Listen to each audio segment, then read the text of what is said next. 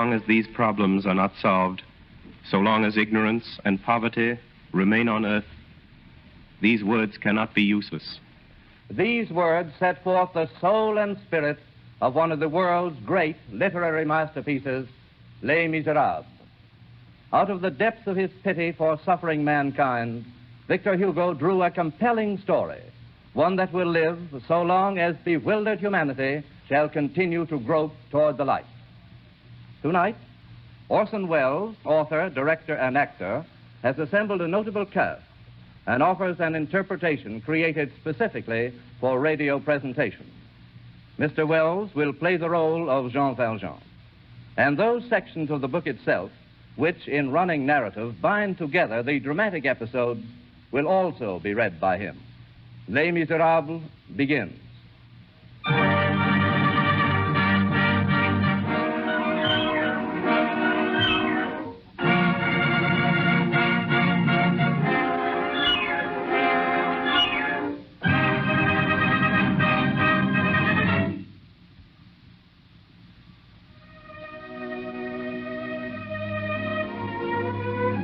An hour before sundown, on the evening of a day in the beginning of October, 1815, a man traveling on foot was seen entering the little town of D. Nobody knew him. He looked ragged and mean. He must have come far that day, for he looked weary. The traveler went first to the mayor's office with his passport, and then turned his steps toward the inn. A man who wants food and a bed. One moment, monsieur. Good evening. Is dinner ready? Monsieur, I'm sorry. I cannot receive you. Are you afraid I won't pay you? I have money.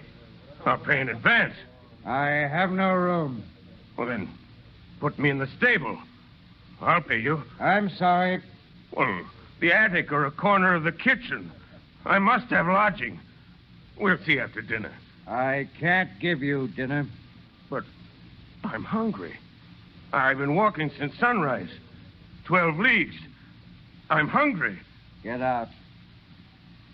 What do you mean? You heard me. Get out. But I don't understand. Monsieur, I suspected something when I saw you go into the mayor's office. So I sent my boy across to find out. Monsieur, shall I tell you your name? Oh. So you know. The traveler looked at the innkeeper, bowed his head, picked up his knapsack, and went off down the street. If he had turned, he would have seen the innkeeper in his doorway, pointing him out as he went, to the guests of the inn and to the passers-by. Night came on. It had begun to rain. He passed the prison. Mr. Turnkey! Mr. Turnkey! Well, what is it? Mr. Turnkey, your pardon. Will you let me stay here tonight? This is a jail, not a tavern. Get yourself arrested. The traveler did not know the streets. He walked at random. He came to the prefecture, and then to the seminary. As he passed the cathedral square, he shook his fist at the church. Then he stopped at a stone bench in the Bishop's Street and lay down there, hoping for sleep. Who was this man? He was a criminal, and he had paid for his crime. He was an ex-convict. He was tried 19 years before, in 1796. My name is Jean Valjean. Prisoner, you are accused of burglary. Have you nothing to say? Yes, Excellency. I was hungry. It is not our concern, prisoner. Proven fact of your guilt is not altered by the circumstance of your stomach. Excellency, I was very hungry. My name is Jean Valjean, Excellency. I come from Brie. My father and mother are both dead, and my sister's husband is dead, too. So she lives with me at Faverolles. She and her little ones. They are hungry, too. Excellency, I'm a pruner at Faverolles, and in the pruning season, I earn 18 sous a day. And that's all. It's very hard, Excellency. It's a very hard winter. There's no work, and there's no bread. No bread at all. Just no bread, Excellency. None. And I can't find any work. And they're all hungry, Excellency. More hungry than me, much. The 7 little ones. And no bread in the house. Prisoner, you were apprehended by police officers in the possession of stolen property. This court has reviewed the charge, and here finds proven finally against the prisoner the crime for which he is on trial, namely the burglary of 1 loaf of bread. Excellency, what does that mean? It means, prisoner, you're a thief. The court finds you guilty. I didn't know I was a thief. Jean Valjean, you are sentenced to 5 years in the galleys. The galleys. 5 years at the oar of a prison ship. The terms of the code were explicit. 5 years in torment. On the 22nd of April, 1797, a great chain was riveted, and Jean Valjean was a part of this chain. He was no longer Jean Valjean. He was 24,601. What had become of the sister? What became of the 7 children? Who cared about that? What becomes of the leaves of the young tree when it's sawed at the trunk?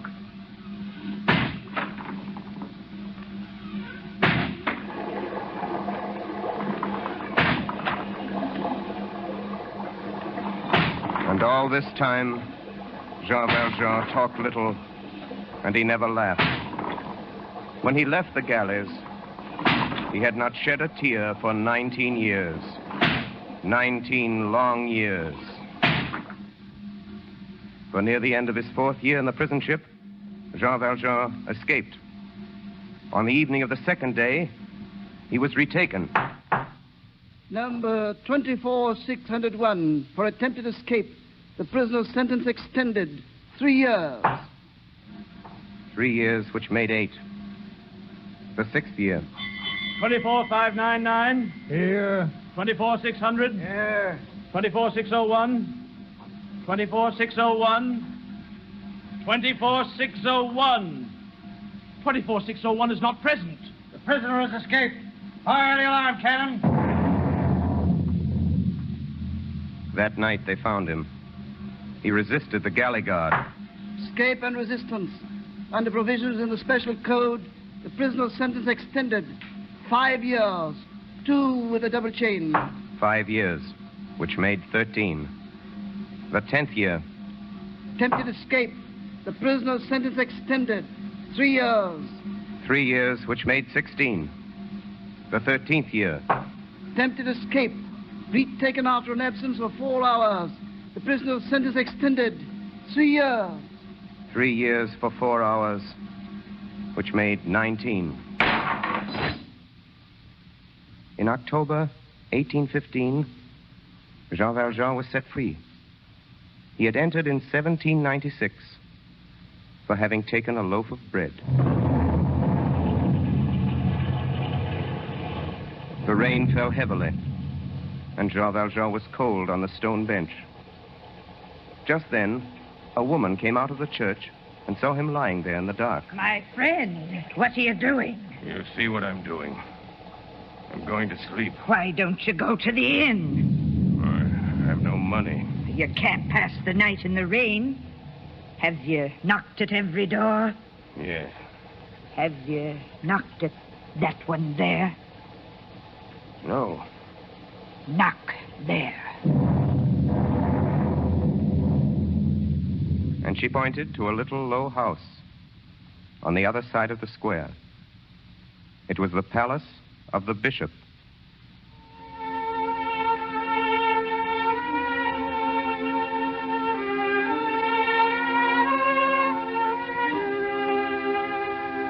This first part of our story is concerned with two people. One of them is Jean Valjean, and the other is Charles Francois Bienvenu Myriel, called Monseigneur Bienvenu, who was the Bishop of D.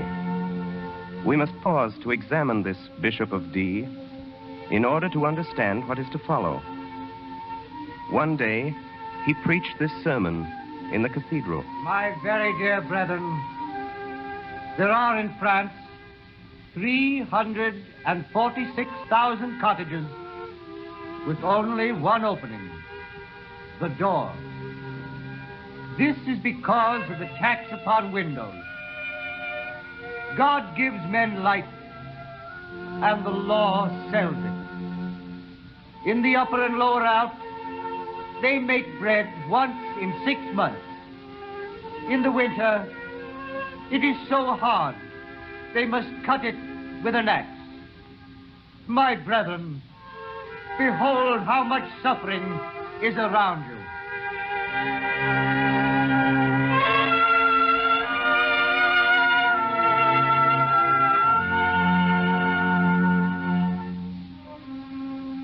The Bishop of D lived very humbly.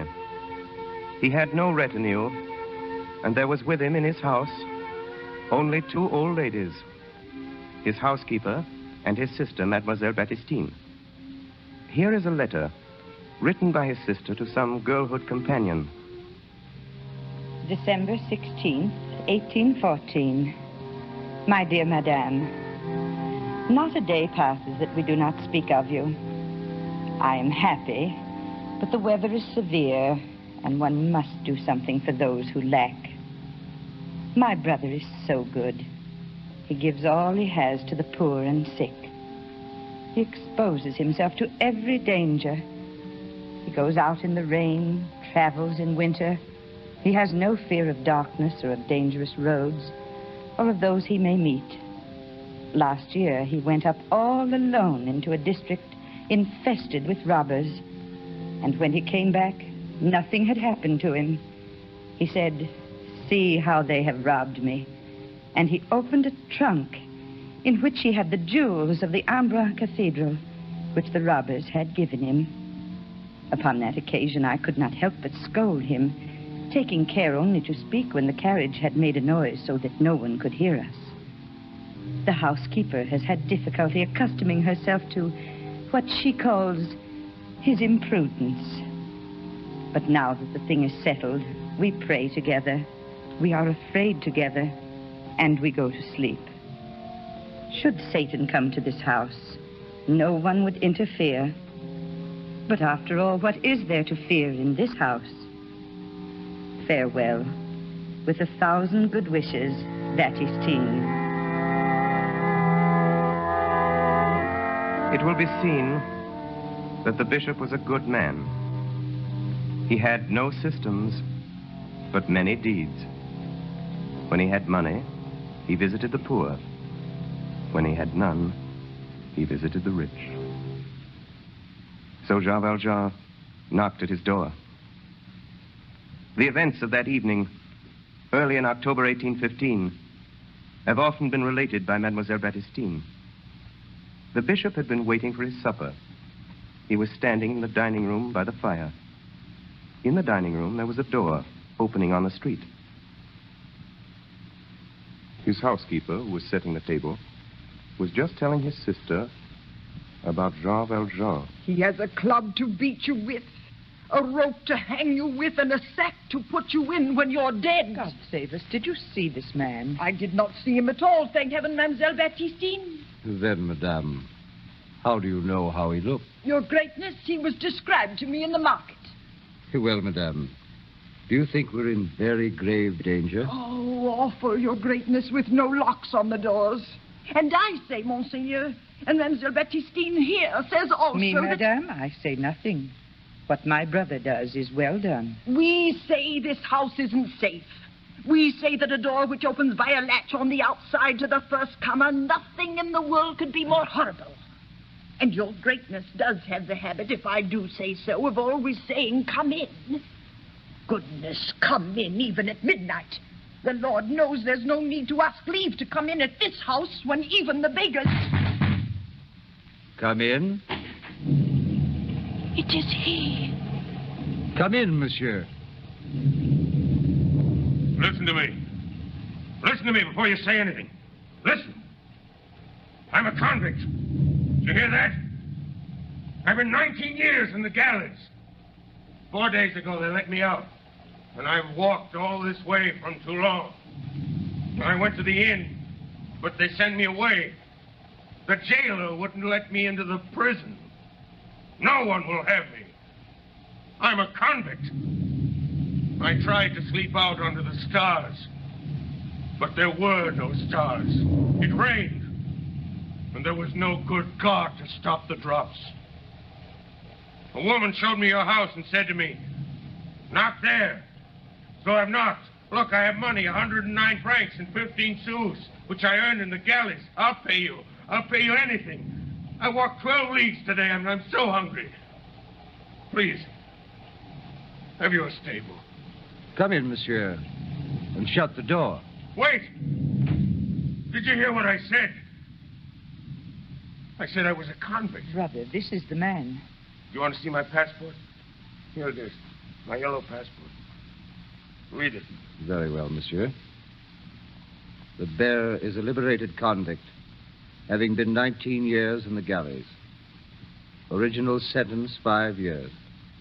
Additional servitude, 14 years. The holder of this passport is a very dangerous man. Oh, Your Greatness, what shall we do? Set another place at the table. But, Your Greatness... Madame, do as my brother says. Put on another plate. Yes, mademoiselle. You mean I can stay? Me? A convict? I thought you'd send me away. So I told you right off who I am. Baptistine, put some sheets on the bed in the alcove. Yes, brother. A bed? You mean I'll have a bed like other people? With sheets and mattress? It's 19 years since I've slept on a bed. Thank you, Monsieur Innkeeper. I'll pay you all you say. You're a good man. You are an innkeeper, aren't you? No, monsieur. I am a priest who lives here. Oh, of course, you're Cap. You're the curé. The curé of the big church. Then you don't want me to pay. No, monsieur. Come nearer the fire. Oh, this lamp is poor. I'll light the candles. I don't understand. I don't understand. You let me, a galley slave, enter your house. You even light your silver candlesticks for me without so much as asking my name. Monsieur, my name is Jean Valjean. Well, this is not my house, Jean Valjean. It is the house of Christ. But besides, why should I ask your name? Before you told me, I knew it. You know it? Monsieur, your name is my brother. Your Greatness, the table is set. Ah, good. But, Madame Magloire. Yes, Your Greatness? Something is lacking. Is it not the custom to place all 6 of our silver plates on the table? Yes, Your Greatness, but... I count only 3. I'll fetch them. Ah, it's better. Ah, Baptistine, is that a bottle of wine I see there? Indeed, yes. The fine old mold for the special occasions. Madame Magloire put it out. Here are the plates, Your Greatness. Oh, thank you, Madame Magloire. I have misjudged you. Come, then, to supper. Monsieur Valjean, you sit there by my sister. Oh, this is too good for me. Oh, monsieur, if you knew what this means, after 19 years in the chains... Jean, you have left all that suffering. Remember this. If you leave it with hate and anger, you are worthy of compassion. But if you leave it with goodwill and peace, you are better than any of us.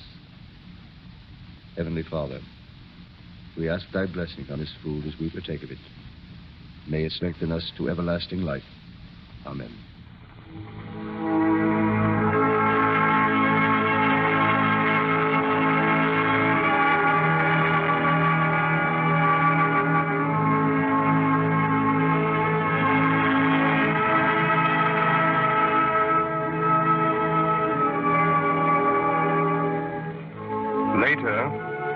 Mademoiselle Baptistine described the progress of this supper in a letter written to a friend. All I can say is that my brother took supper with this Jean Valjean with the same manner he would have used with the provost or the curé of this parish.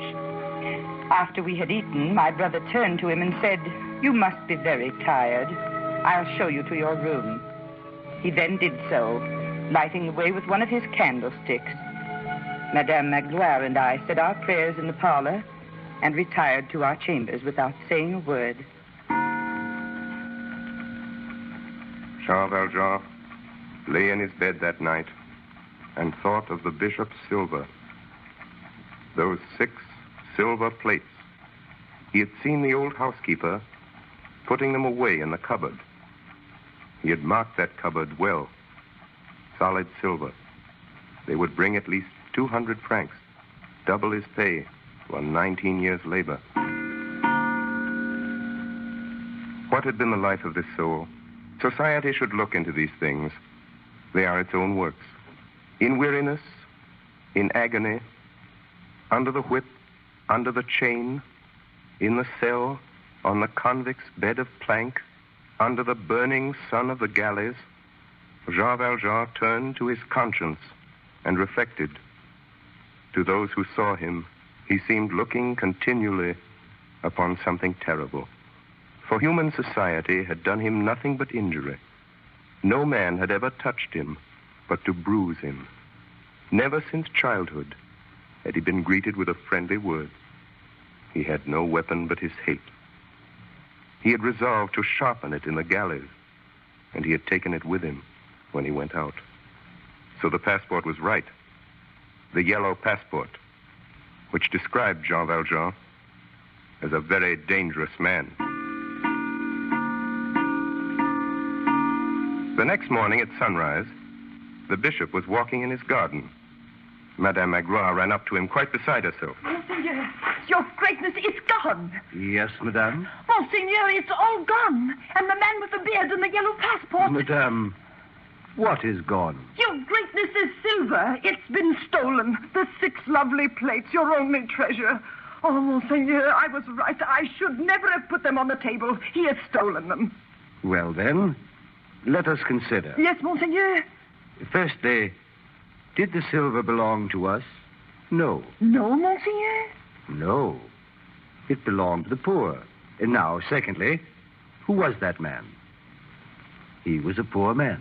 I suppose so, your greatness, but he knew silver when he saw it, even if he didn't recognize a bishop from a curé. Oh, Monseigneur, it is not myself I'm thinking of, nor of your sister. I worry on your account. What are you going to eat from? Have we no tin plates? Tin smells. Well, then, iron. But iron has such a bad taste. There are always wooden plates. As Monseigneur wishes. But what an idea to take that man. Brother, they've caught the man. Oh, thank God. Have they put him in jail? No, they've brought him here with the silver. They're outside the gate now. Brother, the police want you to identify him. Very well. Show them in. Come along now. Let's have none of your talk. Please. Silence! Prisoner, take your cap off in the presence of the bishop. Bishop. Good morning, Valjean. You recognize him, Monsignor. That's enough. Here is your silver. Yes, but where are my candlesticks? Here are the stolen plates, Monsignor. Were there candlesticks, too? Oh, yes. Yes, they are of silver, like the rest. Valjean, where are my candlesticks? I didn't take them. Madame Magloire, be kind enough to go in and get them. What, Monseigneur? Go get the candlestick. But very well, Monseigneur. Monsieur Valjean, I don't think you understood. I gave you the candlesticks as well. What do you mean? Monsignor, the prisoner was running off with your plates. And he told you they were given him by an old priest with whom he had lodged the night. And you brought him here. Yes, Monsignor. Then it's true what he told me? I have given him the silver. Then we can let him go? But of course. Here are your candlesticks, but I must say... Madame Magloire, give them to Monsieur Valjean. Yes, your greatness. Here. But I... Take them, you fool. They aren't mine. Monsieur, the plates and the candlesticks are yours. Take them. But never forget that you have promised me to use this silver to become an honest man. I have promised you. Jean Valjean, I have purchased your soul. I withdraw it from the spirit of perversity and give it to Almighty God.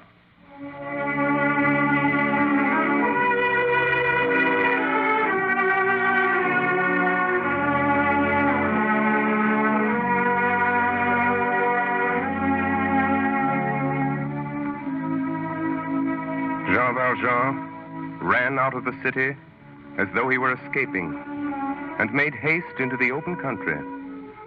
A little gypsy boy passed by and dropped a penny. Jean Valjean put his foot on it and drove the boy away. Then he picked it up and ran after the boy. But he never found him. He found himself. He knew then that he must conquer or be conquered.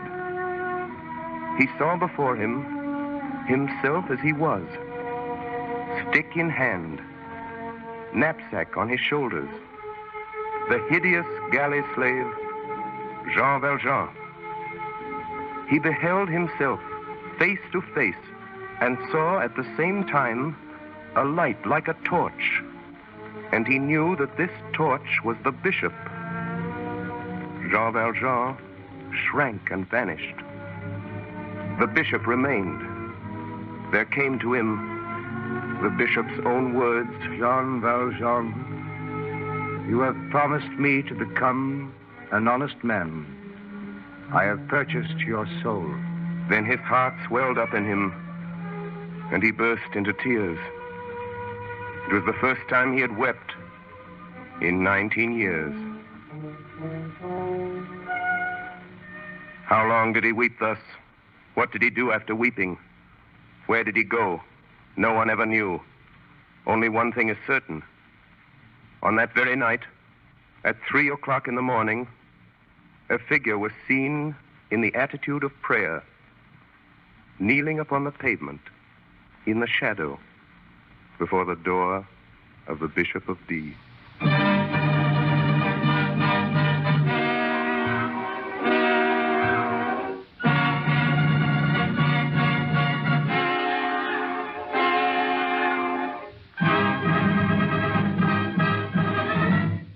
(1817). Napoleon was at St. Helena. A thing which smoked and clacked on the Seine went and came beneath the windows of the Tuileries.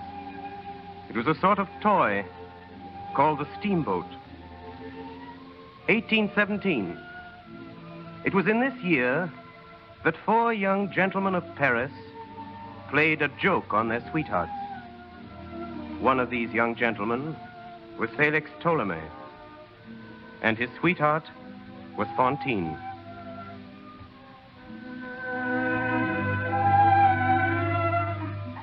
Excuse me, please, lady. Yes? What is it? It's something your gentleman left for you. Well, there's no address.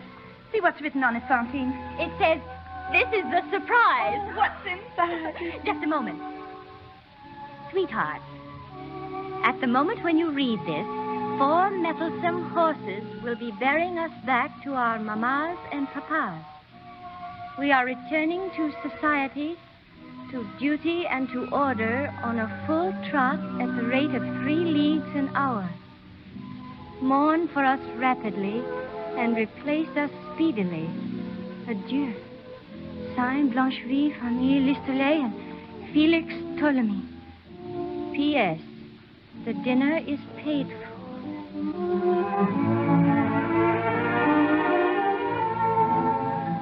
It was a good joke. The girls laughed. Fantine laughed like the rest. But later she wept bitterly. For Ptolemy was her first love, and the poor girl had a child. This, it will be remembered, was in 1817. At 22 years of age, on a fine spring morning, Fantine left Paris, her child in her arms. She went back to Montreux, where she was born, and she found the little city greatly changed. An unknown man, a stranger, had conceived the idea of substituting gum-lac for resin in the manufacture of synthetic jet. This very slight change worked an industrial revolution. In less than 3 years, the inventor of this process had made a fortune for himself and for the whole region. He had built a great factory in which there were 2 workshops, one for men and the other for women. Yes, what is it? Are there jobs open in the workshop? There are always jobs here. Have you a husband? No, monsieur. Any dependents? No. Name? Mademoiselle Fantine. You will commence today. Monsieur Madeleine, the owner, requests only that you be willing and of good moral. Oh, yes, monsieur. I'll assign you to your place. Come with me. So Fantine went to work in the jet factory and kept her secret. For as long as she stayed there, they must never find out about her child. She had left this child in the care of a couple she met on the road to Paris. They were innkeepers, and they were called the Thénardiers. She paid them 57 francs, all that she had, and she trusted them. A letter for you, mademoiselle. Thank you. My dear Madame, your little Cosette has outworn her wardrobe. It will be impossible for us to keep Cosette with us any longer for less than 12 francs per week, payable in advance. Sincerely, Thénardier. They had pawned the child's wardrobe. Who were these Thénardiers? The woman was a brute, and the man was a blackguard. But Fantine knew nothing of this, and she sent them the money. The child's clothes being gone, they dressed her in rags.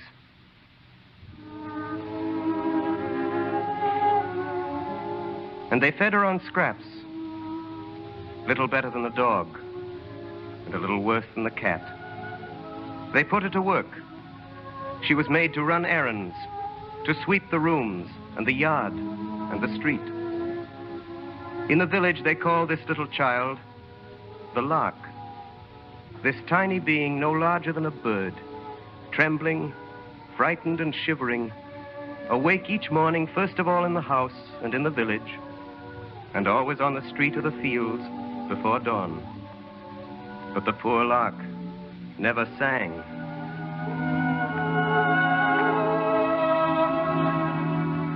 Fantine took a small room and furnished it on the credit of her future labor. She worked hard, thought of nothing but Cosette, and was almost happy. Not being able to say she was married, she took care not to speak of her child. But the women began to whisper in the workshop, and Fantine was watched. More than a few were jealous of her fine teeth and her golden hair. Mademoiselle. Oh, yes, monsieur. You have been with us in this establishment for over a year. Here are 50 francs. 50 francs? They are donated by your employer, Monsieur Madeleine. They will cover your expenses. I must ask you to seek employment elsewhere. Elsewhere? What do you mean? Mademoiselle, the existence of your child has been revealed to us. Good day, mademoiselle. Fantine offered herself as a servant, but nobody wanted her. She began to make coarse shirts for the soldiers. For 12 sous, she sewed 17 hours a day, but her creditors gave her no rest. How could she pay? She couldn't. How could she live? She learned. She learned from an old woman who sewed with her, named Marguerite. We who have grown old in privation can extract much from a sou. But 15 francs, Marguerite. Think of it. The Thénardiers wrote me.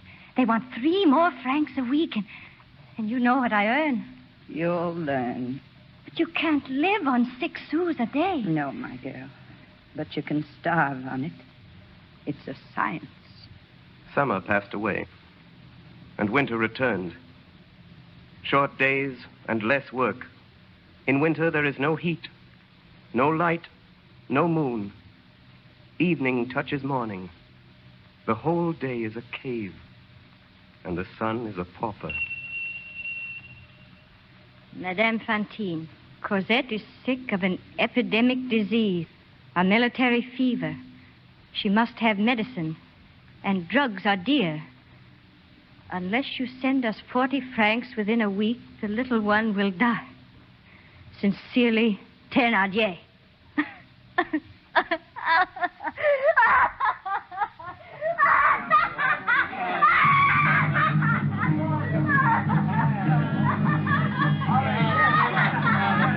Bones and unguents, lotions and scents, the secrets of the Orient.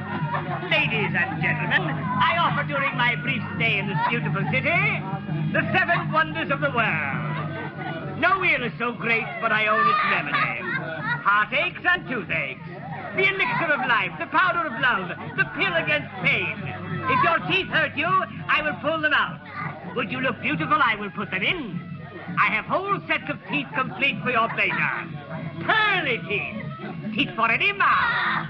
Ah, you there. You girl who is laughing there. You have pretty teeth. Tell me your 2 incisors, and I'll give you a gold Napoleon for each of them. What's that? What are incisors? Incisors, young lady, are the front teeth in the head. The 2 pretty upper ones. Oh.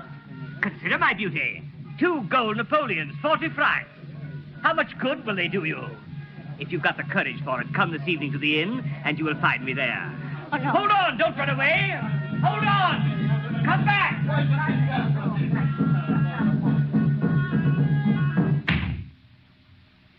What's happened?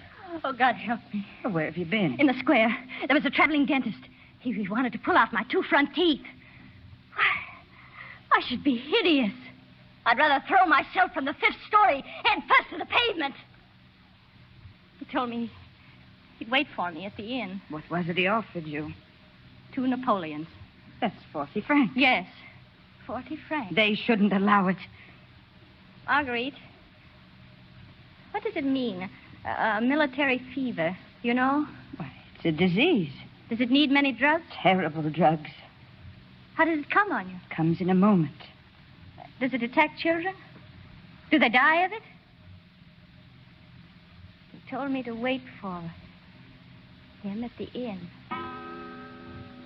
The next morning, when the old woman went into Fantine's chamber before daybreak, for they always worked together and so made 1 candle do for 2, she found Fantine sitting there on the couch. She had not been to bed. Her cap had fallen in her lap. The candle had been left to burn, and it was almost gone. The old woman looked at her. What's happened now? Cosette won't die of that sickness for lack of drugs. Look there on the table. 2 gold Napoleons. A fortune. Where'd you get them? I got them. Then Fantine smiled. The dying candle lit up her face. The corners of her mouth were stained with blood. The 2 teeth were gone. Madame Fantine, send us 100 francs, or we will put out your child on the highway. 100 francs. Oh, what can I sell for 100 francs? Come. I shall sell what is left.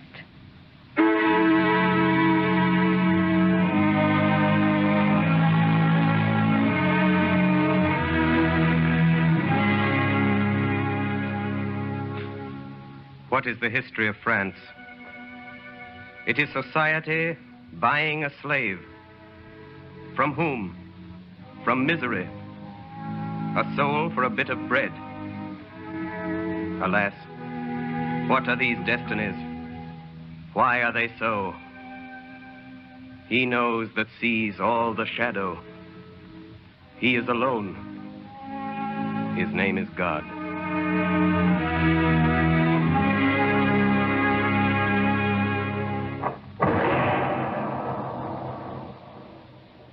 Monsieur Madeleine was well loved in the village. But sometimes, when he passed along the street, calm, affectionate, followed by the benedictions of all, it happened that a tall man, wearing a flat hat and an iron gray coat, and armed with a stout cane, would turn round abruptly and follow him with his eyes until he disappeared. This man was one of the police. His name was Javert. The peasants of Asturias believe that in every litter of wolves there is one dog which is killed by the mother, lest on growing it should devour the others. Give a human face to this dog son of a wolf, and you will have Javert. This man laughed rarely and terribly, and around his nose there was a wrinkle as broad and wild as the muzzle of a fallow deer. Javert was an eye, always fixed upon Madeleine.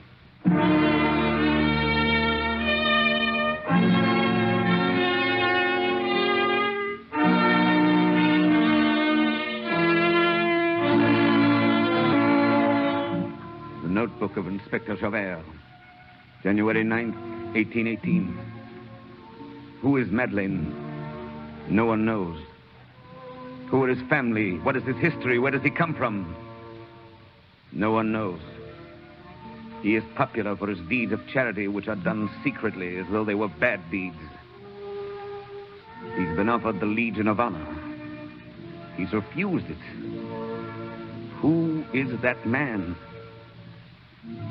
I cannot be sure of what I guess, but I know well I have seen him before.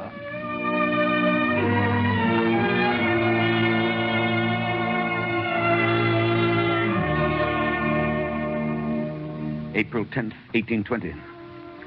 Madeleine is in mourning for a certain Bishop of D. I watch him carefully. His speech is more mannerly, and his accent more refined than it was when I first came to the city. He walks strangely, with one foot dragging. He knows I am watching him.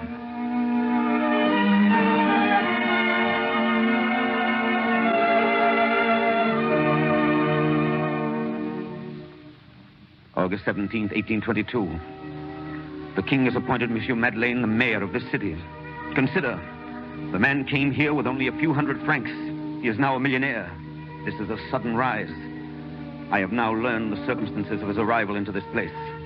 He came here a common laborer, stick in hand and sack on his back one evening in the autumn of 1815. That night, October 23rd, there was a fire in the townhouse, and this man leapt into the flames and saved from burning 2 children of the captain of police. As far as can be ascertained in the excitement and gratitude of the occasion, no one thought to ask him for his passport. There is certainly no record. He announced himself Madeleine, and so he has remained. I have made inquiries in Paris, and there are interesting circumstances relative to October 1815. Madeleine is now my immediate superior. Police routine brings me into contact with this man. He's well loved, but I am not deluded. I am still vigilant. I know that face. That year, there occurred 2 events on the streets of Montreuil, which, while insignificant in themselves, made a profound impression on the mind of Inspector Javert. The first was a common street accident. Help! Help! What's the matter? What happened here? Inspector, can't we do something? Somebody move this! Searching before it's too late! One moment, monsieur! How did it happen? The old man, the horse slipped. The car turned over on him. He's bitten under the wheel. It's crushing his ribs. Get a jack! Has anybody a jack? God help me! God help me! Get a jack! They've gone for one. That wagon is sinking lower every minute. It can't be helped, sir. The wheel is killing me. Citizens! Listen to me. There is one chance. There's just room enough for one man to crawl in under that wagon. In half a minute, it'll be too late. Oh! Citizens, there is no time to lose. What can you do? What can you do, Inspector? If a man can get under that wheel, there may be hope for you. If a man can get under that wheel and lift it with his back, we may save you. Is there a man who can do it? Who has strength and courage? 5 louis d'or for the man who will try it. 10 louis d'or.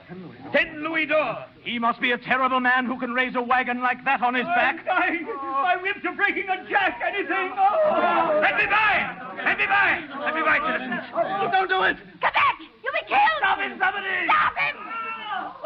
Monsieur, it is too late. Let me by, Inspector. As you wish, monsieur. No, go away. Don't come under here. It's too late. He's under the gun! Go away. Get out when you can. It's sinking. Get out. It's sinking. He's got there himself. They'll both be killed. Push! Push!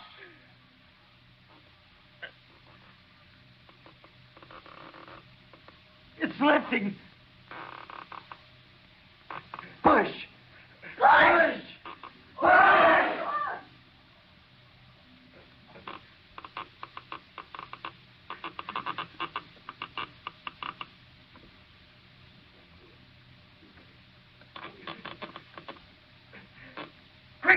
Quick, all together.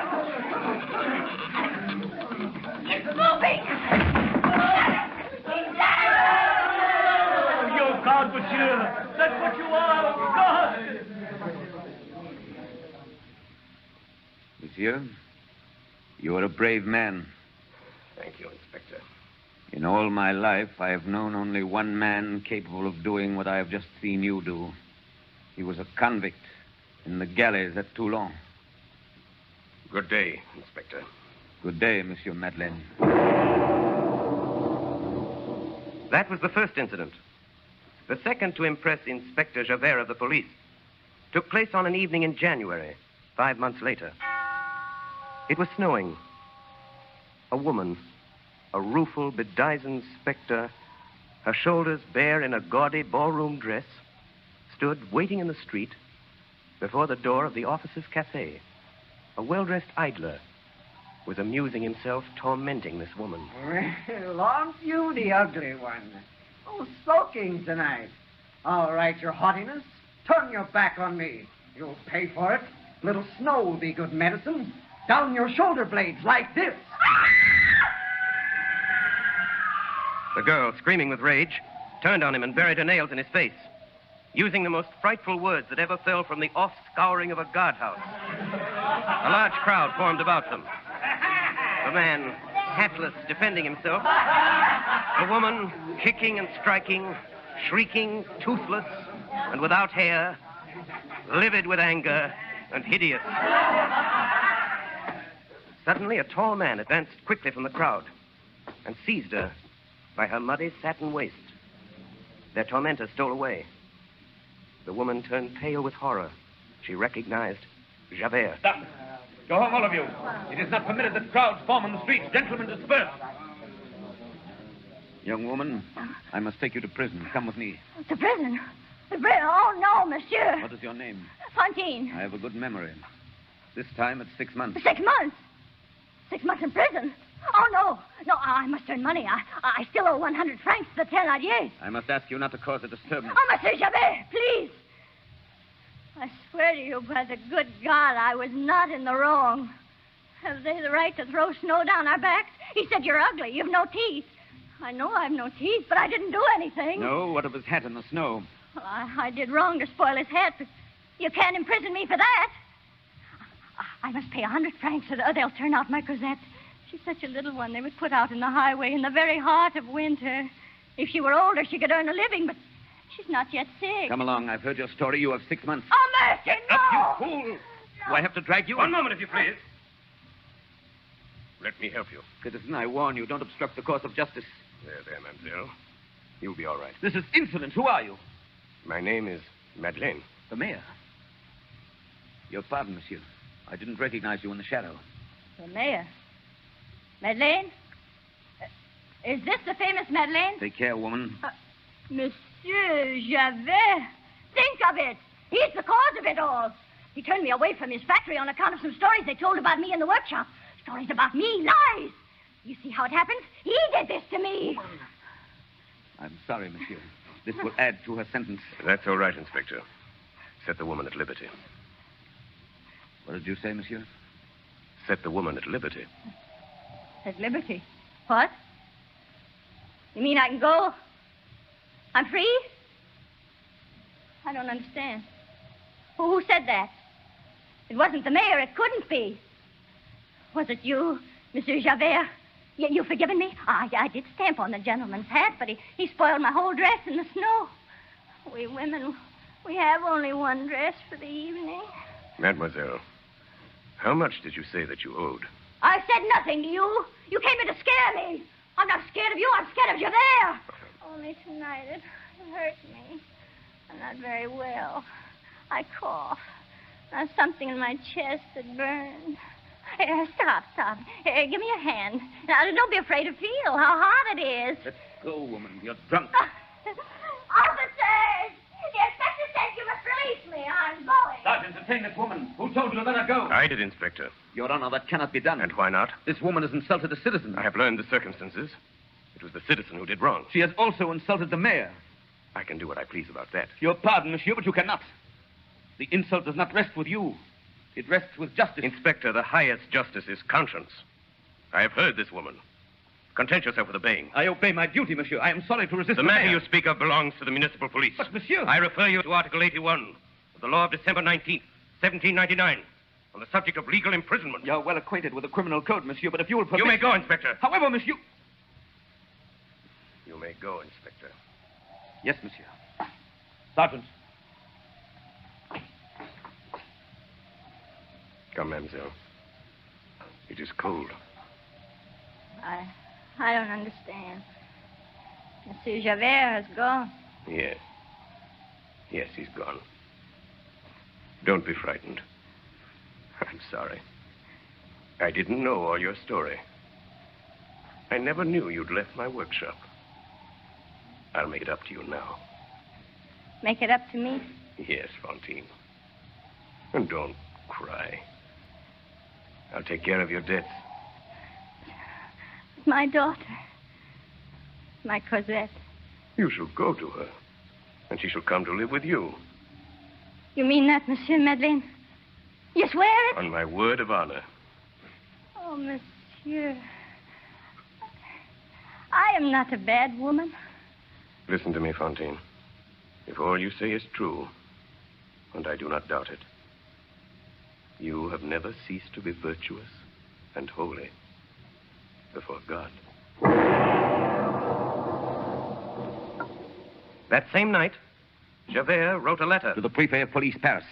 Monsieur, I wish to report that a certain face has always been familiar to me. Tonight, I placed it. I have further conclusive evidence. Monsieur Madeleine, the mayor of Montreuil, is wanted by the police for robbery. He is a second offender, being an ex-convict. He is the old galley slave, Jean Valjean. Signed by the inspector of police, Javert.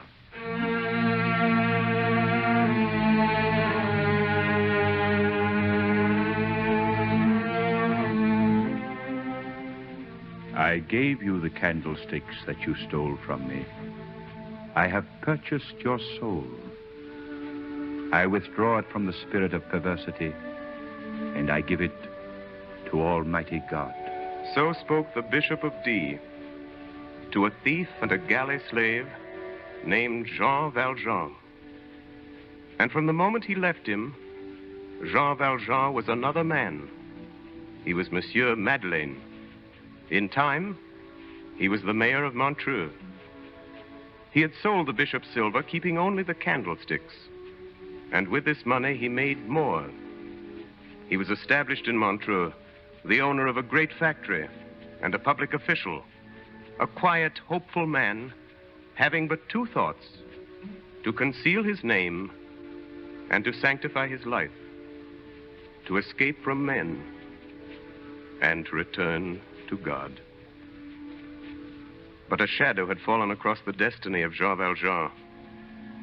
The shadow of a man in a flat hat and a long coat, a man carrying a stick. Javert. Monsieur Madeleine. Yes? Inspector Javert of the police. Let him come in. Yes, monsieur. This way, Inspector. Monsieur Madeleine. Good morning, Javert. Well, what's the matter? Your Honor, I wish to report a criminal act. Yes, Inspector. An inferior agent of the government has been lacking in respect to a magistrate. It's my duty to bring the fact to your knowledge. Who is this agent? I, monsieur. You, Inspector? I. And who is the magistrate who has to complain of this agent? You, monsieur. I came to ask you to be so kind as to discharge me. Javert, this is absurd. You will say that I might tender my resignation, but to resign is honorable. I must be discharged. Javert, what's all this nonsense? Your Honor, I have denounced you. You have denounced me? Yes, Your Honor, to the Prefecture of Police. What for, Javert? As a mayor encroaching upon the constabulary? No, monsieur. As an ex-convict. Yes, Javert. For a long time, I suspected you. The resemblance, your immense strength, your skill as a marksman. It's strange, monsieur, but everything points to one fact, that you're a man named Jean Valjean. What name did you say? Jean Valjean. An old convict I saw 20 years ago when I was a galley guard at Toulon. For 8 years, his whereabouts have been unknown. Your Honor, I fancied... Well, I've done this thing. Anger determined me, and I denounced you to the prefect. And what answer did you get? That I was mad. Well? They were right. Javert, I'm very lucky that you think so. Yes, Your Honor, it must be so. They've found Jean Valjean. What? They've caught him, Your Honor. He's safe in prison. What do you mean, Javert? Who have they caught? Jean Valjean, Your Honor. But of course you wouldn't know. Yes, of course. How do they know he's Jean Valjean? Very simple, Your Honor. He looks like him. Besides, he was recognized by an old galley slave in the jail. How did they catch him? Stealing apples, Your Honor. He called himself Champmathieu. He'd been a pruner and he lived at Faverolles. Now, what was Jean Valjean? A pruner. Where? At Faverolles. It's very simple, Your Honor. The same age, the same height. When I wrote to the justice, he sent for me and brought me before the man Champmathieu. Well? Your Honor, truth is truth. I'm sorry for it, but that man is Jean Valjean. Are you sure of it? Yes, monsieur, I'm sure. And now that I see the real Jean Valjean, Your Honor, I don't see how I could ever have believed anything else. I beg your pardon. What did this man say to you? No, he's a sly one, this Valjean. That's where I recognize him. He pretends not to understand. He puts on astonishment and plays innocent. But there's evidence. He'll be condemned. Where is he now? At the assizes at Arras. I've been summoned to testify. What's the charge? Stealing apples, Your Honor. Second offense. It's the galleys for life. When's the trial? Tomorrow. When do you leave? Tonight. As soon as I've given my testimony, I shall return. How long will the trial last? A day at the longest, Your Honor. I see. Your pardon, monsieur. Yes? I must be discharged. Javert, you're a man of honor. You may keep your place. You can't do that. You can't do that to me. Javert, this is a matter which concerns me alone. You can't do it. You're a mayor and a magistrate. You've got to discharge me. I belong to the police. You're respectable. You own property, and I denounced you. Don't you know what that means? You exaggerate your fault, Inspector. I forgive you. You've no right to. I don't want your forgiveness. Your forgiveness, your charity, your kindness. I hate your kindness. The kindness that defends a woman of the town against a citizen, an inferior against a superior, a police agent against the mayor. I hate that kindness. It's easy to be kind. It's hard to be just. If you'd been what I thought you were, I wouldn't have been kind to you, not I, Your Honor. I've said to myself, Javert, you're a hard man, but if you ever trip, look out. Well, I've tripped. I would have broken another man. I must be broken, stripped of my uniform, driven off, disgraced. You've got to do that to me. That's what's right. I demand my discharge. Well, Javert, let me think about it. After all, you may not be as wrong as you think. Give me your hand. Pardon, monsieur. That must not be. The mayor doesn't give his hand to a spy. Your Honor, I will continue in the service until I'm relieved.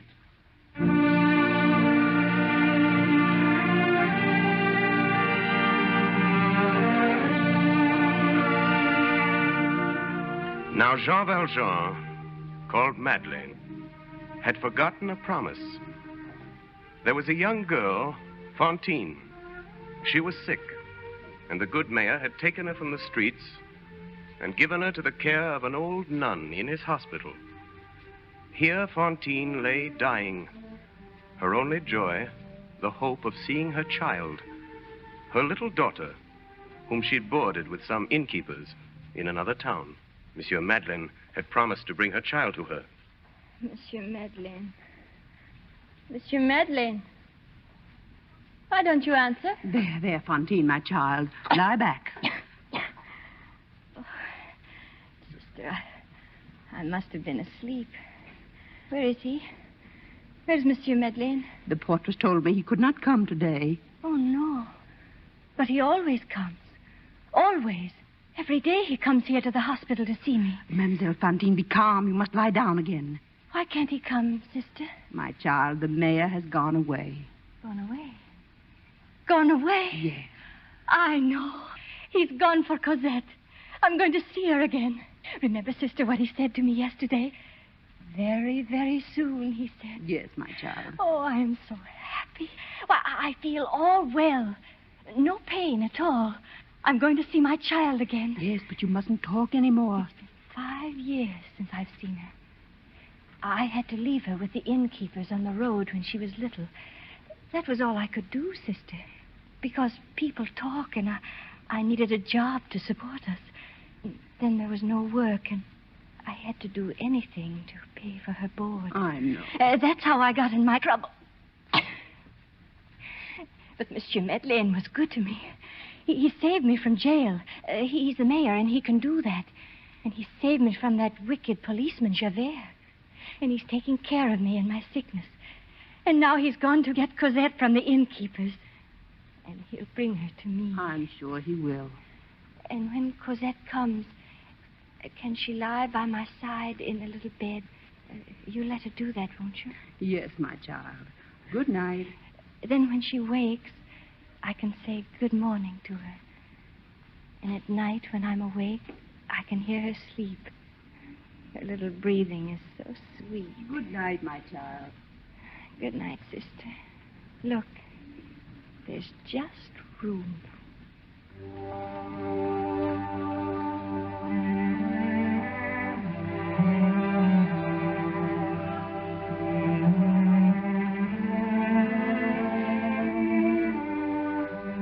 There is one spectacle grander than the sea. That is the sky. There is one spectacle grander than the sky. That is the soul. Let us look into a soul. The soul of Jean Valjean, called Madeleine, the mayor of Montreux. Jean Valjean, I gave you the candlesticks that you stole from me.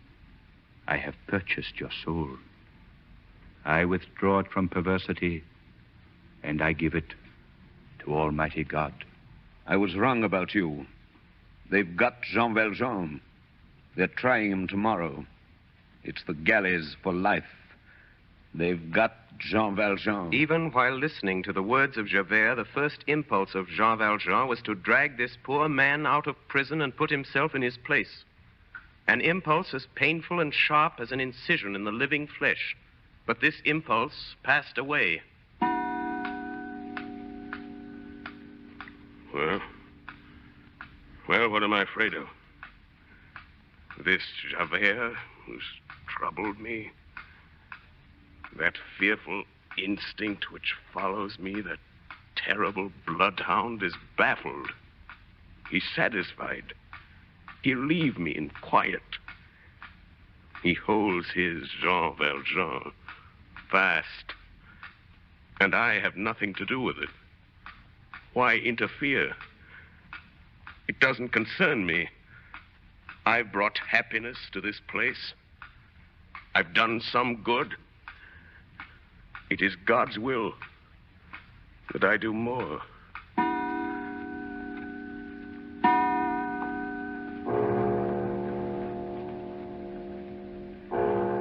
One can no more prevent the mind from returning to an idea than one can prevent the sea from coming to the shore. In the case of the sailor, this is called the tide. In the case of the guilty, this is called remorse.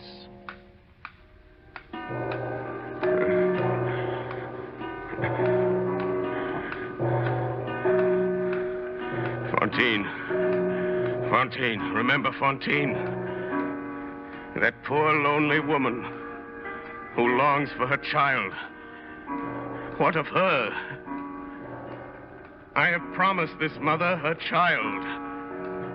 Who'll keep the promise? Well,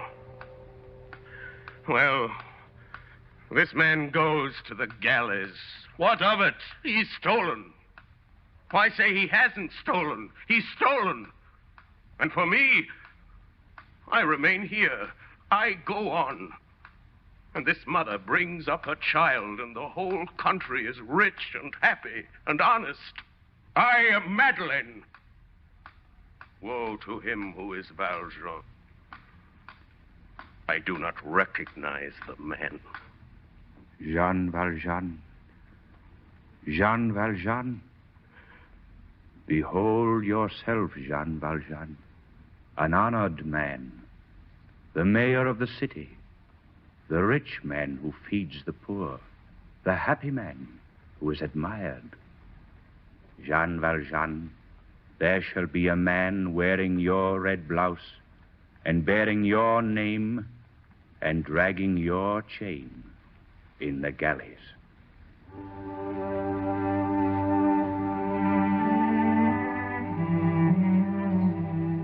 So struggled this unhappy soul.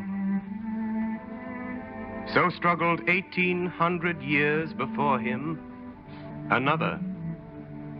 He also, while the olive trees were shivering in the fierce breath of the infinite, long put away the fearful chalice, dripping with shadow and running over with darkness in the star-filled depths.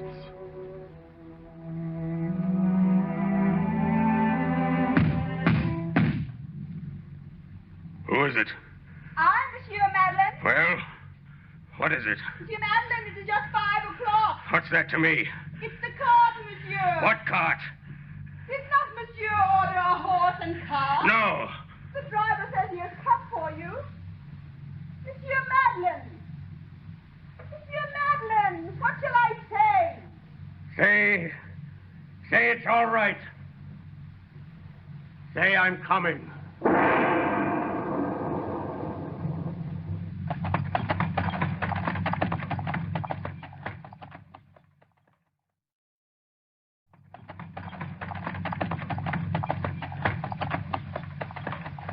At daybreak, Jean Valjean was in the open country. The roads were bad from Montreux to Arras. When he got to the courthouse, it was night. Monsieur Madeleine. Yes? Oh, Your Honor, you should have told me straight off that you're the mayor of Montreux. A place has been made for you on the bench, Your Honor. The judge begs you to enter. Thank you. Not at all, Your Honor. You've only to turn the brass knob of that door, and you'll find yourself in the courtroom. Good evening, monsieur. Jean Valjean was alone. He stared at the door to the courtroom. He drew breath and listened. There was no sound. He waited there, listening. The same silence. He leaned against the wall. The stone was cold. He closed his eyes. Jean Valjean, there shall be a man bearing your name and dragging your chain in the galleys. He opened his eyes. The first thing he saw was the handle of that door. The door to the courtroom. That round, polished brass handle. It shone there before him like a star.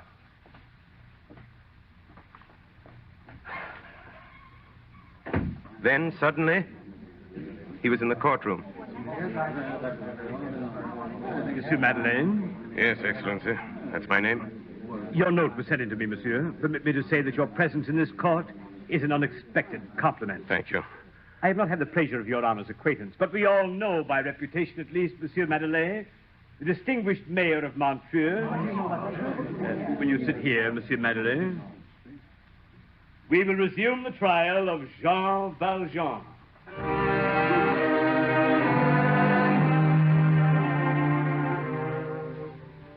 He did not need to look for him. He saw him. This was the man. He thought he saw himself, older, but just as he'd looked, everything as it was 8 years before, early in October 1815, when he left the galleys and entered the little town of D. He thought he saw his trial, his trial played by his shadow. Judges, clerks, gendarmes, a throng of heads. He'd seen all this before, 27 years before, when Jean Valjean was tried by law for stealing a loaf of bread. We will resume the trial of Jean Valjean. Monsieur Madeleine, the prisoner is accused of stealing ripe apples. Your Excellency, the judge. Your Honor, Monsieur Madeleine. Gentlemen of the jury, who is this man? Gentlemen, we have here no petty fruit thief, no mere trespasser. We have here an outlaw, a murderous galley slave. We have here Jean Valjean. This man is accused of one crime for which he is on trial, but he is wanted for another. Highway robbery, committed for the gain of 1 penny from a small boy encountered in the fields outside of D. Convict him for the new crime, and he shall be tried again for the first. Prisoner, on your own behalf, have you anything to say? No, Excellency. No, I didn't do it, that's all. I never stole anything. I'm a man who doesn't get something to eat every day. I picked off the ground things that were there. That's all I did. You see, Monsieur Madeleine, there's no question of the identity. This man is obviously Jean Valjean. Has the prisoner no witnesses? May I question him? Oh, certainly, monsieur. Thank you. Monsieur Champmathieu, how long have you been a pruner? His Honor is speaking to you, prisoner. Reply to him. I don't know, monsieur. I've been a pruner for a long time. Before that, I was a wheelwright. Yes, I was a wheelwright in Paris. I earned 30 sous a day. Look here. I'm telling the truth. You have only to ask if it isn't so. Ask how stupid I am. Ask anybody. Ask. I don't know what you want of me. Your Excellency, I beg leave to call out at this time 3 witnesses. Brevet, Cheneldieu, Cochepaille. They are convicts. They have been in the galleys with the accused. Permission granted. Call the first witness. Convict Brevet. Convict Brevet! Yes, sir. Come forward. Convict Brevet, you have suffered infamous punishment and cannot take the oath. Prisoner Champmathieu, rise. Rise, prisoner. Brevet, look upon the prisoner. Say on your soul and conscience whether you still recognize this man as your former fellow convict, Jean Valjean. Your Excellency, I remember him. Sit down, Brevet. Prisoner remains standing. Call out the galley slave, Cheneldieu. Convict Cheneldieu. Yes, Your Excellency. Think carefully. Do you recognize this man? Recognize him? We were on the same chain together. What's wrong, Jack? Don't you remember me? Sit down, prisoner. Convict Cochepaille. Do you identify the man before you? That's 24601. Jean Valjean, his name was. Champmathieu, you have heard the testimony of these witnesses. Have you anything to say? I say they're liars! Officers, enforce order! I am about to pronounce sentence on this man. One moment! Order! Your Excellency! Order! Your Excellency! May I be permitted a few words on behalf of the accused? I'd like to tell you about Jean Valjean. Monsieur Madeleine, you're a man of high office. I must grant your request. Excellency, they were right when they told you that Jean Valjean was an outlaw. It's true he was a galley slave. The convicts are right. 19 years he was chained between Cochepaille and old Cheneldieu. 19 long years. It's true he was a criminal. The pennies were stolen and the loaf of bread. And the bishop was robbed. But mark you, gentlemen, the galleys make the galley slave. Before the galleys, this man was a poor peasant, an idiot. He was changed in the galleys. He was stupid. He was made wicked. He was a log. He became a firebrand. He was saved later by indulgence and kindness as he was lost by severity. You won't understand this. There are some things which cannot be told. I cannot relate to you the story of Jean Valjean's life. Someday you will know it. He's done what he could. He's disguised himself under another name. He has desired to enter again among honest men. It seems this cannot be. Gentlemen, your prisoner is not he who is on trial before you. Release this man. He is innocent. What is done at this moment God beholds from on high. This man is no convict, no outlaw, no thief. Gentlemen, I am Jean Valjean. Monsieur Madeleine is not well, officer. See his honor to my chamber. You don't believe me? Remy, Sonny, you, close by, look at me. Do you recognize me? Do you know who I am? Remy, answer me. Yes, Your Honor. Hello, 23709. Sonny, you, number 21808. Your left shoulder still scarred from a burn. Answer me, is that true? Yes, monsieur, it's true. Close by, number 24302. There's a date in blue letters on your left arm. March 1st, 1815. Lift up your sleeve. March 1st, 1815. Gentlemen, you see clearly. I am Jean Valjean. You may arrest me when you choose. Good night, gentlemen.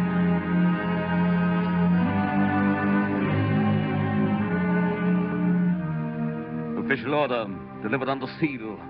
Inspector Javert will seize the body of Monsieur Madeleine, the mayor of Montreux, who has this day been identified in court as the discharged convict and criminal, Jean Valjean.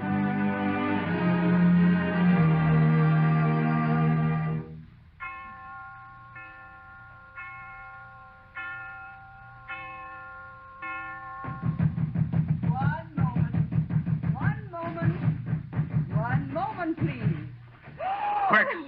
Quick, sister, let me in. Your hair, monsieur, it is all white. Fantine, can I see her? Oh, have you brought back her child? Oh, monsieur, she is I asleep. must see her tonight now. There's no time. Monsieur Madeleine. Oh, you have awakened her. My dear little Fantine. I knew you were there. I was asleep, but I saw you. I followed you with my eyes the whole night. Tell me, where is my Cosette? Sister, you said I might have her in the little bed beside me. Not yet, my child. You still have some fever. We must cure you first. But I'm cured. Let me see my Cosette. Isn't it natural I should want to see my child when you've been to all that trouble to get her? If you bring her in to see me now, I'll speak very gently. It is better to wait, Fantine. Oh, monsieur, only tell me, how is she? She may not know me. Children have no memories. They're like birds. You must be cold, Monsieur Madeleine, after that trip in the carriage. Oh, could they not bring her here for one? Cosette is well. Cosette is beautiful. You'll see her soon. But be quiet. Do you hear me, Fantine? What's wrong with you, child? Monsieur, he has come for me. The policeman. Fantine, what are you looking at? Inspector Javert. Well, Jean Valjean? I know what he wants, child. It's not for you that he comes. Come on, Jean Valjean. Monsieur Madeleine. Monsieur Madeleine, save me. There's no Madeleine here. There is Jean Valjean. One moment, Javert. Call me Inspector. Inspector, I'd like a word with you in private. Speak aloud. People speak aloud to me. Monsieur Madeleine. It's a request I have to make to you. Speak aloud, I tell you. Inspector, this is Monsieur not to be Madeleine. heard by anyone but yourself. What's that to me? My Cosette. Cosette. I'll never Listen see to her. me. Listen to me. You've got to. You're human. Give me Monsieur just Madeleine. 3 days. 3 days to go for the child of this woman. You're clever, Jean Valjean. I'll say that for you. You asked me for 3 days to get away, and you tell me you're going for a child. Going for a child. My child. Cosette. Then she's not here. Monsieur Madeleine. Where is Cosette? I want my child. My Cosette. Monsieur Madeleine. Hold your tongue, hussy. I want my child. Miserable country where galley slaves are magistrates and women of the town are nursed like countesses. All this will be changed. Monsieur Madeleine. I tell you, there is no Madeleine. There is a robber. There is a brigand. There is a convict. There is Jean Valjean. And I've got him. Don't be afraid, little Fantine. Fantine. Fantine. Fantine. What's wrong with her, sister? Requiem aeternam dona eis. Come on. Domine, et Come on. perpetua What's wrong with her? Lucia, Can't you see the woman is dead? I am at your disposal. Requiem aeternam dona eis. Domine.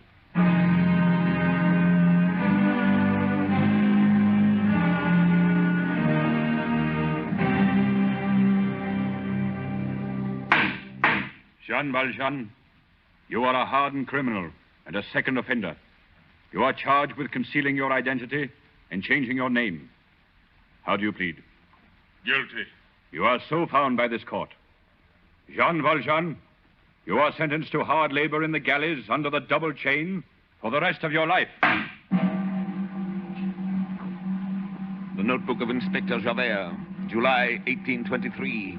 I have caught Jean Valjean. In a whole lifetime of service with the police, there is no entry in this book which has occasioned me so much satisfaction. I have caught Jean Valjean. I am affixing to this page an excerpt from a recent newspaper in Paris. Here it is. The Paris Journal, July 25th, 1823. An old convict has been brought to trial called Jean Valjean. The circumstances are extraordinary. In the district of Montreux, a gentleman called Monsieur Madeleine had, in acknowledgement of his services, been appointed mayor, and as such he was famed for his wisdom and his good works. But this man has been unmasked. The police authorities, thanks chiefly to the zeal of Inspector Javert, have disclosed the true identity of Monsieur Madeleine. He is none other than the convict, Jean Valjean.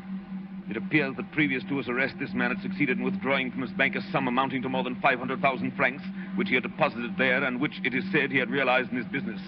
Since his return to the galleys, it has been impossible to discover where this money has been concealed. This is the end of the newspaper article. I think I can guess the motive of Jean Valjean concealing this money. His hope of escape. And there's another matter. The child, Cosette. The child of the woman Fantine. It was this Fantine whom I apprehended on the street, and who Valjean, in the character of the mayor, protected from justice, and in the compassion of one criminal for another, nursed through the illness from which she died. This child was abandoned at an early age to the care of some innkeeper. If I know Jean Valjean, the purpose of this money is the care of this child. I must find this Cosette. November 17th, 1823.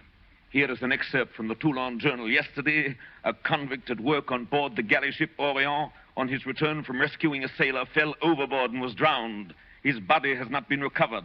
This man was registered under the number 9430, and his name is Jean Valjean. This finishes it. The case is closed. Jean Valjean is dead.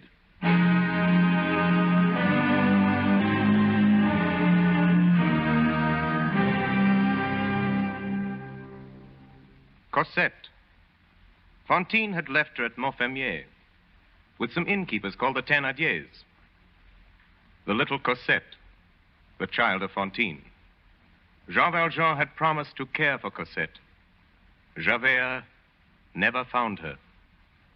Now, who were these innkeepers, these Thénardiers? This man and this woman were cunning and rage married. A hideous and terrible pair. Cosette was between them, undergoing their double pressure, like a creature who was at the same time bruised by a millstone and lacerated with pincers. The man and woman had each a different way. Cosette was beaten unmercifully. That came from the woman. She went barefoot in winter. That came from the man.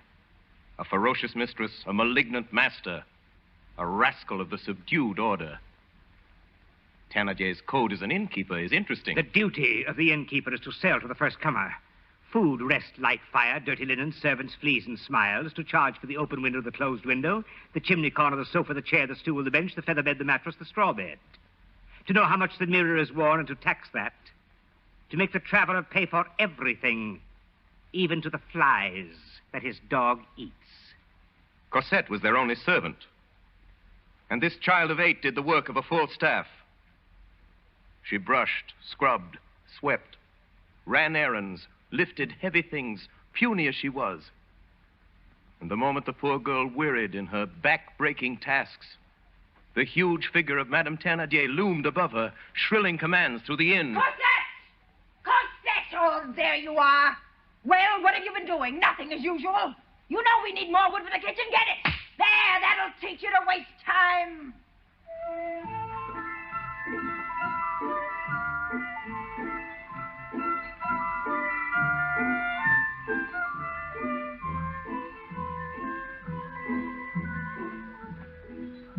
Christmas Eve.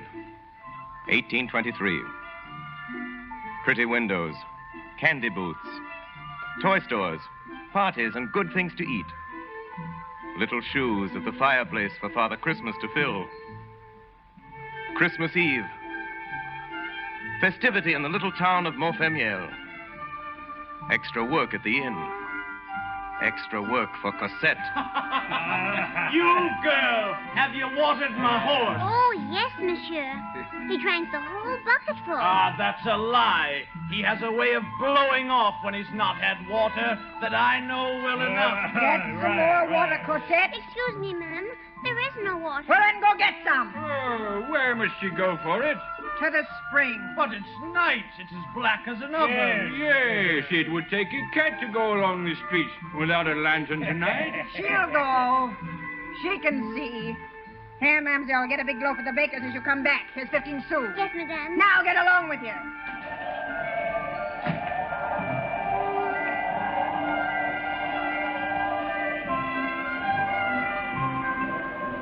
The child fled with her bucket, running as fast as she could. The night was cold, and the spring was far away. Soon, the gleam from the town disappeared, and the darkness became thicker. It was no longer Montfermeil.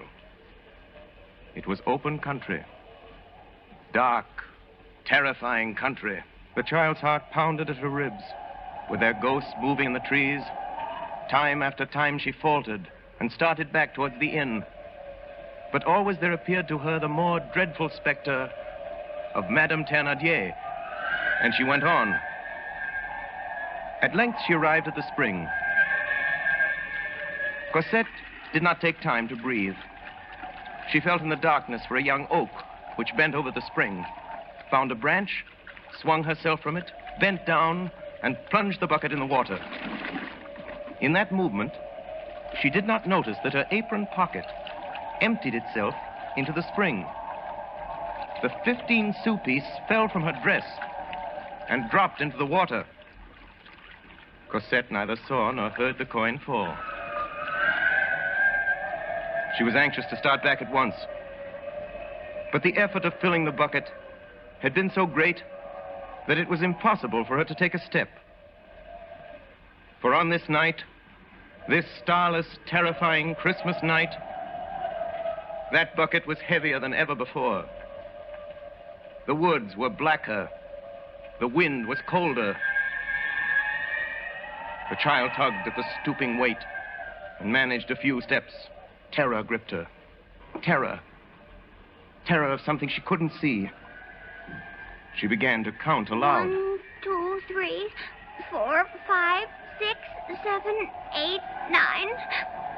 1, 2, 3.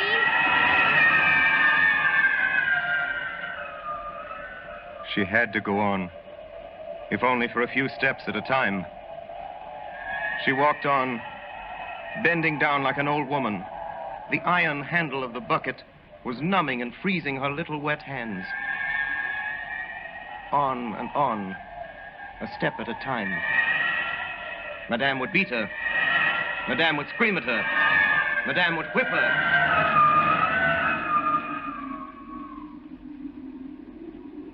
All at once, the weight of the bucket was gone. A hand had caught the handle and was carrying it easily. Cosette raised her head and saw a large, dark form beside her in the gloom. And she was not afraid. Oh, thank you, monsieur. My child, that's a heavy bucket you're carrying there. Yes, monsieur. Give it to me. I'll carry it for you. Here we are. It's very heavy indeed. You're a little girl for such a big bucket. How old are you? 8 years. Have you come far this way? From the spring in the woods. Are you going far? Oh, yes, monsieur. A good quarter of an hour from here. Little girl, Yes, monsieur. have you no mother? I don't know, monsieur. I don't think I have. All the rest have one. For my part, I have none. I don't believe I ever had any. What's your name? Cosette. Where do you live? At Montfermeil. Oh, is that where we're going? Yes, monsieur. Who is it that sent you out to the woods? After water, at this time of night? Madame Thénardier. Oh. What does she do, Madame Thénardier? She is my mistress. She keeps the tavern. The tavern? Well, I'm going there to lodge tonight. Show me the way. Monsieur, we are going there.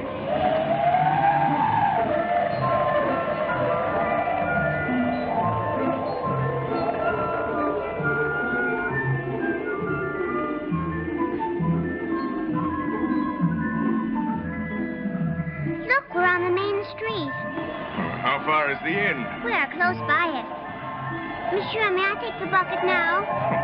What for? Because if Madame Thénardier sees that if anybody else brought it for me, she will beat me. Oh, not on Christmas, my child.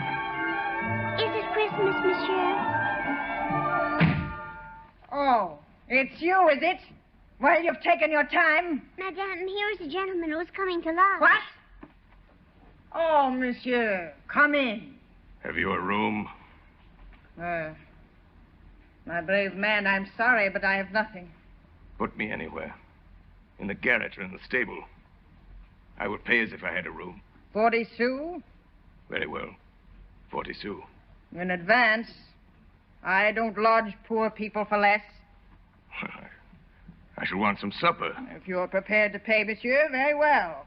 Oh, I forgot the bread. Cosette! Cosette! Oh, Madame, the baker was closed. You ought to have knocked. I did knock, Madame, but he didn't open. I'll find out tomorrow if that's true, and if you're lying, well, give me back the 15 sous.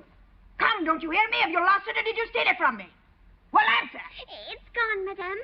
Forgive me, please, Madame. Oh, so you lost it. It must have slipped from my pocket at the spring. Oh, Madame, it won't ever happen again. I should say not.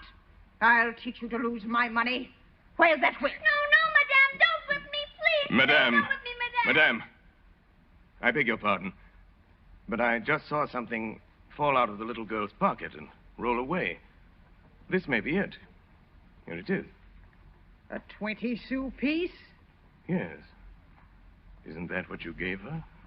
Why, yes. Yes, that's it. Cosette, don't ever let that happen again. Get to work. Now, monsieur, let me show you to your room.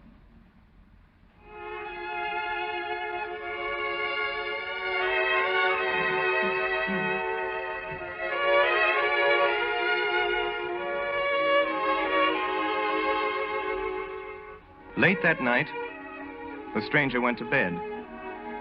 Not in the stable as he had expected, but in the best room of the inn. This courtesy on the part of the Thénardiers had, as usual, a purpose behind it. A purpose which the irritable Madame Thénardier could hardly understand. The fool! What was in his head to protect that little monster Cosette? To pretend she lost a 20 sou piece? Think of that! That slut I wouldn't give 10 sous for. It's very simple. It amused him. He has the right to do it if he can pay for it. Why interfere as long as he has money? No matter what you say, I'm going to kick Cosette out of doors tomorrow. You are indeed.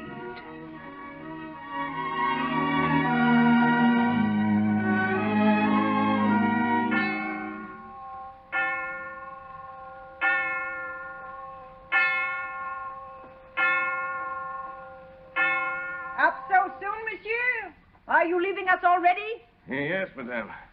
I'm going away. Monsieur, then, has no business in Montfermeil. No, I have not. You do a good business here, madame. So, monsieur. It is a very little place, as you see, and we have so many expenses.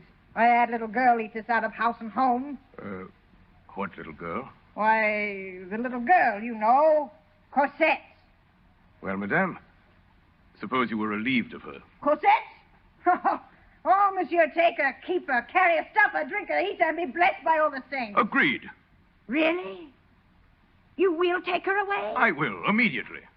Call the child. Cosette! Where is my bill? How much is it? Here it is, monsieur. You owe us 23 francs. Ah, Thénardier, what news? He's going to take that beggar Cosette off my hands. I shall go fetch her at once. Cosette! 23 francs, you said. Here you are, monsieur. Pardon, monsieur. There is an extra charge for your candle. That will be 2 francs more. Oh, thank you, monsieur. As to the little girl, I must have some talk with you about that. Well, your wife seems anxious enough to get rid of her. That may be, monsieur. But I must say that I adore the girl. What? You wish to take our little Cosette from us. I'm afraid, monsieur, I cannot consent to that. It is true the child costs us money. It is true the child has faults, but we love her. We must all do something for God. After all, one does not give his child to the first traveler, you understand? I do not even know your name. Now, if I were to see perhaps some paper you have, a passport, perhaps? Monsieur Thénardier, people do not take a passport to come 5 leagues from Paris. If I take Cosette, I take her. That is all. You will not know my name or my abode. You will not know where she goes. And my intention is that she shall never see you again in all her life. Do you agree? Yes or no? In that case, monsieur, I must have 1,500 francs. I was prepared for this. 1,500 francs. There it is. Come along, dear. You're not frightened of me, are you? Here she is, monsieur. Wrap yourself up, child. It's cold, and we're going away. Wait, monsieur. My money. I've given you 1,500 francs, Monsieur Thénardier. You have your money. Come, Cosette. What luck, husband. He has taken the little wretch, and we have 1,500. Ah, don't be a fool. We might have had thousands. Why did he come here for the ugly brat? Who is he? In heaven's name, who is that man?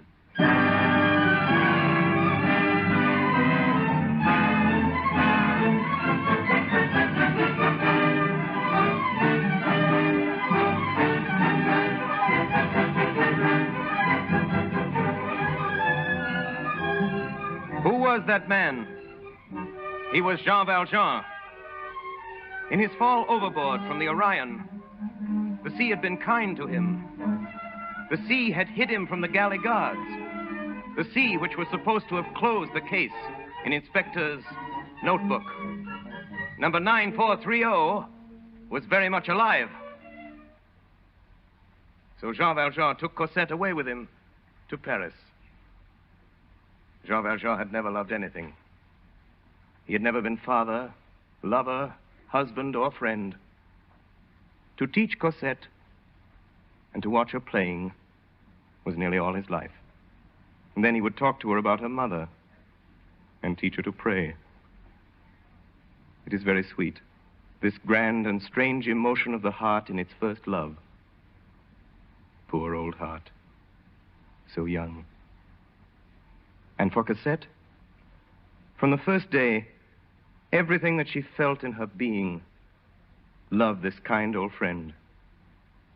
She called him father and knew him by no other name. Now, Jean Valjean was cautious. He never left the house in Paris by day. Keeping prudently to the infrequented side alleys of the neighborhood, he would walk sometimes an hour or two at nightfall. Now, there was in that district an old beggar who sat crouched on the edge of a condemned well. Those who were envious of this poor creature said he was in the pay of the police. He was an old church beadle of 75 who was always mumbling prayers. Jean Valjean never passed him without giving him a few pennies. One evening, toward the close of winter, as he was passing that way, he noticed this beggar crouched in his usual place under the street lamp. The man, according to his custom, seemed to be praying and was bent over. Jean Valjean walked up to him and put a piece of money in his hand. The beggar suddenly raised his eyes and stared into his face. Then he quickly dropped his head. It was over in a moment. But Jean Valjean shuddered. It seemed to him that he had seen by the light of the street lamp not the calm, sanctimonious face of the old beadle, but a terrible and well-known countenance. Some instinct kept Jean Valjean from speaking. He gazed at the crouching figure. The same form, the same rags as on the other day. He told himself he was mad, and he hurried home. T-R-E-E. see the bird in the tree. T-H-E... Cosette. What is it, Father? Quiet.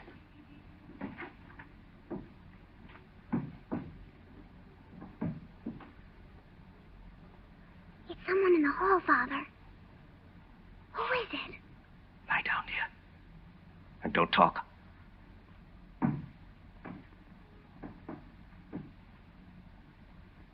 He stopped, Father.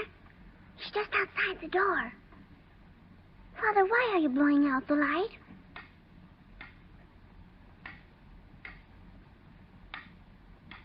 Father? Little one, you must go to sleep. Yes, Father. But what does he want out there? Please, Cosette. Yes, Father.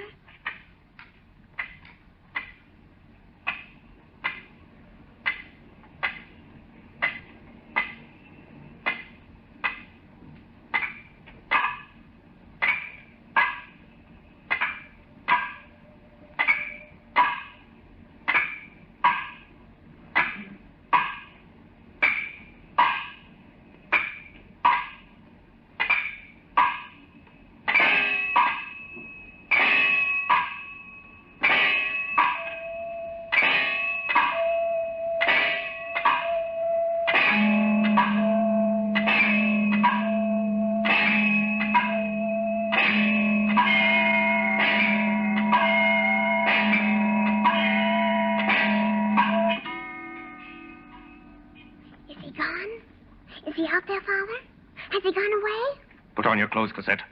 Hurry. Yes, Father. Where are we going? I don't know. Are we going far? We're leaving Paris. Tonight. Has it something to do with that man in the hall, Father? Father, what was he doing? Peeking in? Do you know him? I know him. What's his name, Father? His name is Javert.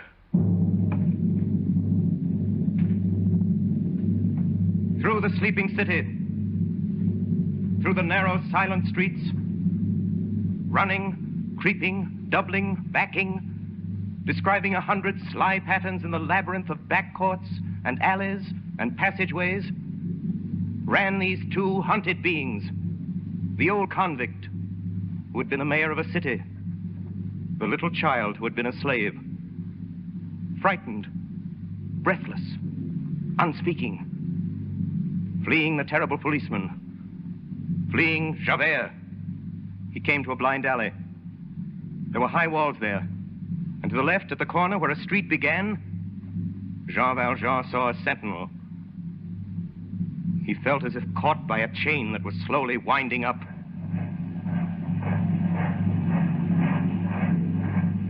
At this moment, a muffled and regular sound began to make itself heard at some distance. Soldiers. Jean Valjean saw the gleam of their bayonets. They were coming towards him. They came slowly, stopping to examine the recesses of the walls, to search the entrances of doors and alleys. Javert led the way. There was only one thing possible. In the prison ships, the old convict had learned a strange art. The art of climbing without ladders or ropes, of supporting himself by the back of his neck, his shoulders, his hips, and his knees. The art of raising himself straight up the right angle of a wall to the height of a 6th story. Jean Valjean looked up the wall and measured the distance with his eyes. About 18 feet. The difficulty was Cosette. He needed a rope. Where could he find a rope? At midnight, on a deserted street. Then, Jean Valjean saw the street lamp. Now, at that time, there were no gas lamps in the streets of Paris. The lamps were raised and lowered by cords. Traversing the street from one end to the other were these cords. The wheel on which the rope was wound was locked below the lantern in a little iron box. Jean Valjean sprang the bolt of this box, and an instant after was back at the side of Cosette. He had a rope. A half minute, and Jean Valjean was on the top of the wall. Another, and he pulled up Cosette. The next instant, they were safe. Safe on the other side. Where's the blind alley? He's got to be there. Search fast. He can't vanish. He can't help. He can't fly. Search for him. He's got to be there.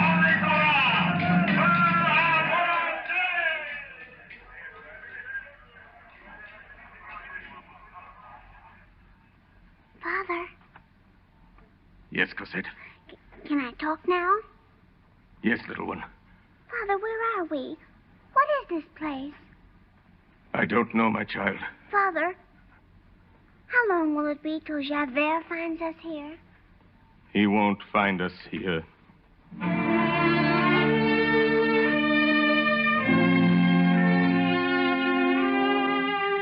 The notebook of Inspector Javert, January 9th, 1818. This is the anniversary of Jean Valjean's escape. This is the date of my failure.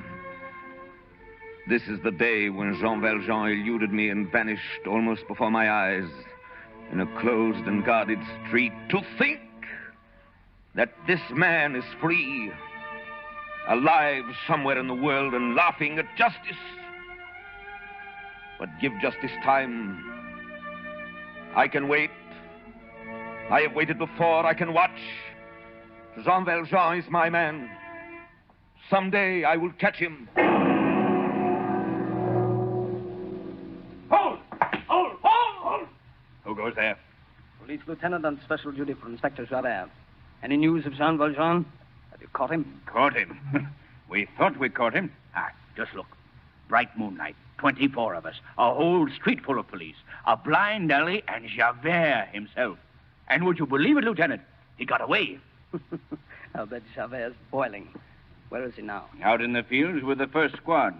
Javert swears he'll find him if it takes every policeman in Paris. He hates that man so much it frightens you. There's something between those two that's worse than hate. Whatever it was, it happened years ago when Javert was an inspector in some town in the south and this Jean Valjean was the mayor. Valjean, the mayor? Oh, yes. Made his fortune in business, he did. And still has the money somewhere, hidden away. He called himself Monsieur Madeleine in those days. But you can't fool Javert.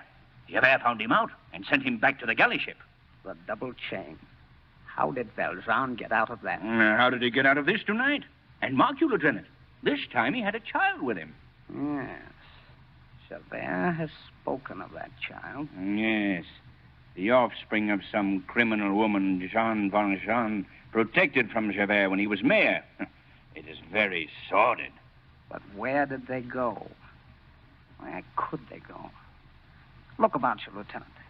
Where is there room for an old man and a little child?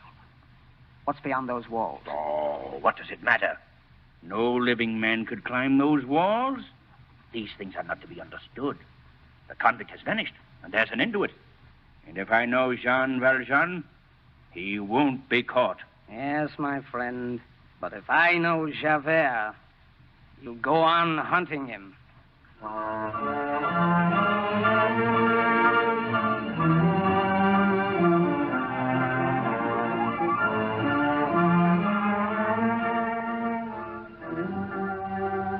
Trapped in a closed street, pursued and surrounded. But Jean Valjean had escaped. Javert had found him out in his hiding place and chased him that night across the city of Paris till he came to this blind alley. A squad of police, a lone man, and a little child. Where was this Jean Valjean? No living man could climb those walls. But there are things to be learned in 19 years' service in the galleys. And Jean Valjean had learned in those years the dark sciences of the impossible. Pulling Cosette up after him, he had climbed one of those walls. He found himself in a garden, a wild and solitary place, black in the shadow of an enormous and shuttered building. What was this house? Wrapped snugly in his greatcoat, Cosette, the little child, soon fell asleep. And Jean Valjean, watching over her, knew that night that so long as this child should be alive, he should need nothing except for her, and fear nothing save on her account. He heard a strange noise, a sound like a bell shaking on the neck of a beast. There was something in the garden, something limping in the darkness. and like a man. To the outcast, all things are hostile, and all things are suspicious. He distrusts the day because it helps to discover him, and the night because it helps to surprise him. Jean Valjean shuddered because the garden was empty. Now he shuddered because someone was there. There was no hiding in that garden. What is it? Oh, you frightened me. Who are you? 100 francs if you'll hide me. Oh, God help us. Monsieur Madeleine. What? Monsieur, how did you get here? How? Did you fall from the sky? Who are you? Don't you remember old Fauchelevent? You once saved my life. Fauchelevent? 6 years ago, monsieur, you lifted my great wagon from the mud. I was caught there. I would have been crushed, Monsieur Madeleine. Yes. Fauchelevent. The wagoner. And you remember only Monsieur Madeleine, the mayor of Montreux. Yes. And what is the mayor doing here? Fauchelevent, I'm in trouble. You must hide me. Oh, not here, monsieur. No man is allowed here. No one will know. Oh, Monsieur Madeleine, you have arrived at a very good time. I should say very bad. There is one of the sisters dangerously sick. She is dying. Oh, Father, I'm frightened. Cosette, little one, go back to sleep. There's nothing to be afraid of. Monsieur, why do you wear that bell on your knee? They put it on me, my child, so they know when I'm coming. Fauchelevent, what is this place? Oh, don't you know, Monsieur Madeleine? You sent me here. It was your recommendation that got me the job as gardener, monsieur. It's a convent. A convent? Yes, monsieur, the convent of the Perpetual Adoration and a young ladies' school. But how did you get here? Old friend, let it go that I fell from the sky. Well, I believe it, monsieur. You don't need to tell me. I believe it.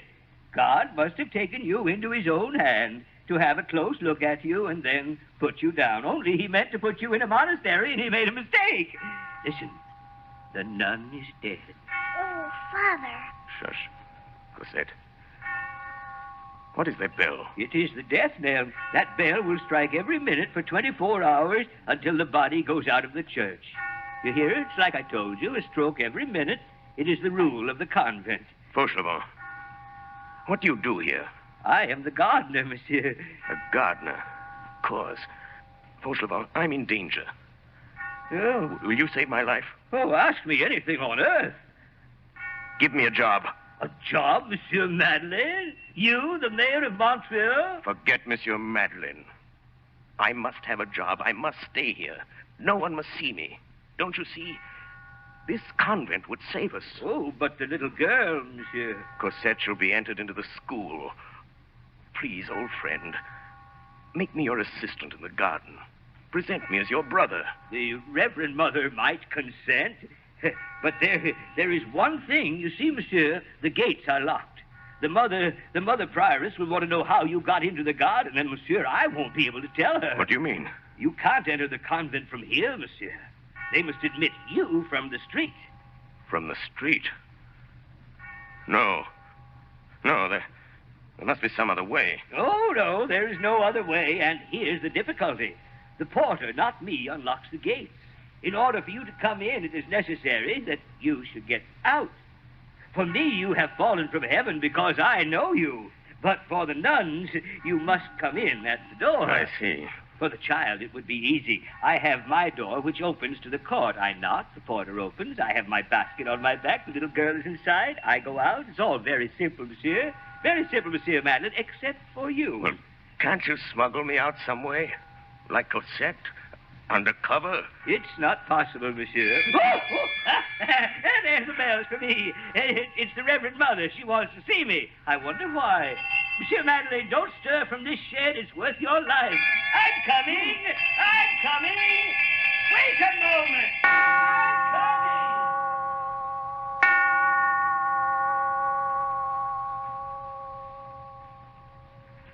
Reverend Mother, you sent for me? Reverend Mother? At 8:45 in the morning, and at all hours, praise and adoration to the most holy sacrament of the altar. Monsieur Fauchelevent, I have called you. I am here, Reverend Mother. I wish to speak to you. And for my part, I have nothing to say to the most Reverend Mother, but something. You have a communication you wish to make to me? Reverend Mother, I am not young. No, monsieur? No, Reverend Mother. And I have also a brother who is not young. Indeed, monsieur. Not young. And not old. An excellent gardener, honest and respectable, and the father of a little girl who would be reared under God in this house and may someday be a nun. Monsieur Fauchelevent, can you, between now and night, procure an iron bar? For what work? To be used as a lever. Oh, yes, Reverend Mother, and may I say further that I have served here in the convent too long with this bell on my knee not to have an excellent brother. Monsieur Fauchelevent, we have confidence in you. You know that a mother died here this morning. Yes, Reverend Mother, amen. It is Mother Crucifixion, one of the blessed. Yes, Reverend Mother, and now she's dead. At 9 o'clock in the morning, and at all hours, praise and adoration to the most holy sacrament of the altar. Amen. Mother Crucifixion will be buried in the coffin in which she slept for 20 years. Yes, I will nail her up then, and we'll put aside the undertaker's coffin. The 4 mother choristers will help you. What, to nail up the coffin? I don't need them. No, to let it down. Where? Under the altar. Oh, the vault under the altar? We must obey the dead. To be buried in the vault under the altar of the chapel, not to go into profane ground, to remain in death where she prayed in life. That was the last request of Mother Crucifixion. She asked for it. But it's forbidden. Forbidden by men, and joined by God. If it should come to be known. We have confidence in you. But Reverend Mother is the agent of the Health Commission. God subordinated to the Commissary of Police. Such is the case. Is it settled? It is settled, but I limp. I need help. To limp is not a crime, and it may be a blessing. Monsieur Fauchelevent, I am satisfied with you. Tomorrow, after the burial, bring your brother to me. Yes, Reverend Mother. And his daughter also. We will admit her to the school. At 9:15 in the morning, and at all hours, praise and adoration to the most holy sacrament of the altar.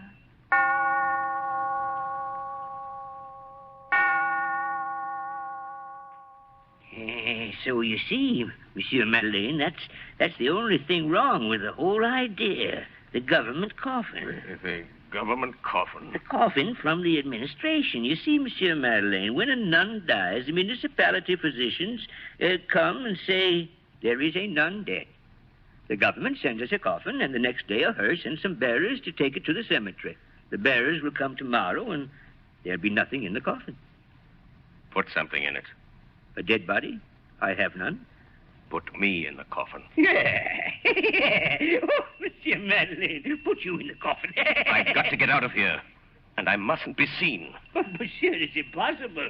Suppose you should sneeze. Fauchelevent, I must decide now either to be taken here or to go out in that hearse.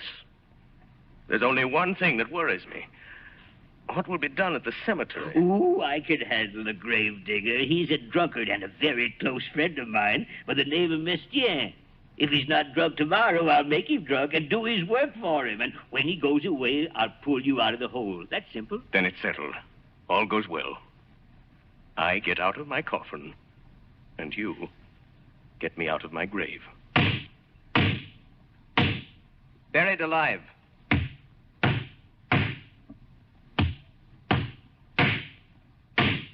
Jean Valjean had arranged his coffin so he could live in it and breathe a very little. He was calm. He counted on that drunken gravedigger, old Fauchelevent's friend, the gravedigger Mestienne. The plans were perfect. They would take him in the coffin to the graveyard, thinking he was the nun. The priests would read the services and go away. Then Fauchelevent would take this Mestienne to a tavern, and Jean Valjean would be left in the grave. He would wait patiently. Then Fauchelevent would return, alone, and he would be released. He was confident of the result. The 4 boards of the coffin exhaled a kind of terrible peace. It was as if something of the repose of the dead had entered into the tranquility of Jean Valjean. Jean Valjean felt himself lifted by the pallbearers.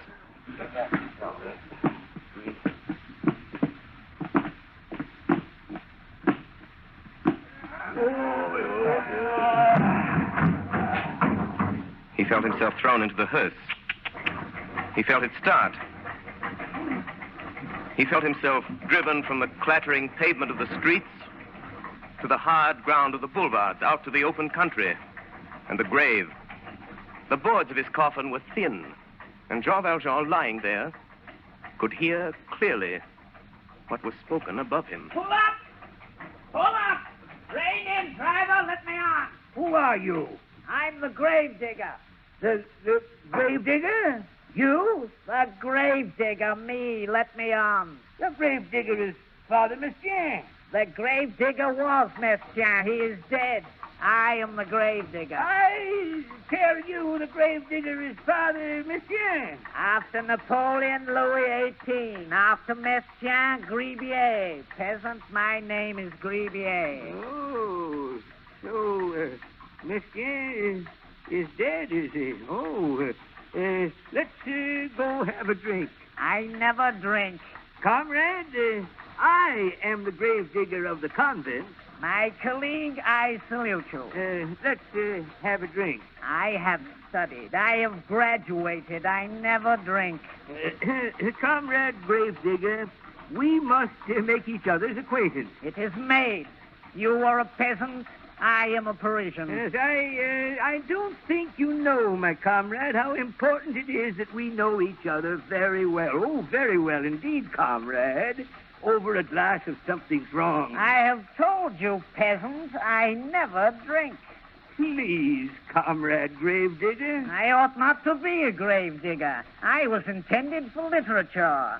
Indeed, peasant, I am still a public scribe. You are not the gravedigger? One does not prevent the other, peasant. I accumulate. Good. Let's have a drink. Let's have a drink. Let's have a drink. Ding, dong, liquor, liquor. Have you no other topic of conversation? I'm a superior man, peasant. By day, I am a letter writer. I am the scribe of our most prominent bakers and cooks. In the morning, I write love letters. In the evening, I dig graves. Such is life. Just one little good strong drink. Business first. Whoa! Here we are at the graveyard. Here is the good priest and his choir boy waiting for the performance of the last rites. And here is my beautiful, fresh grave. Come, peasants, lend a hand with this coffin. Every word, clearly. Jean Valjean could hear clearly what was spoken above him. In terre pulvere, e vigilabunt, ali in vitam aeternam, et ali in opprobrium, ut videant semper, de profundis requiem aeternam donae Domine, et lux perpetua luceat ei, requiescat in pace. Amen.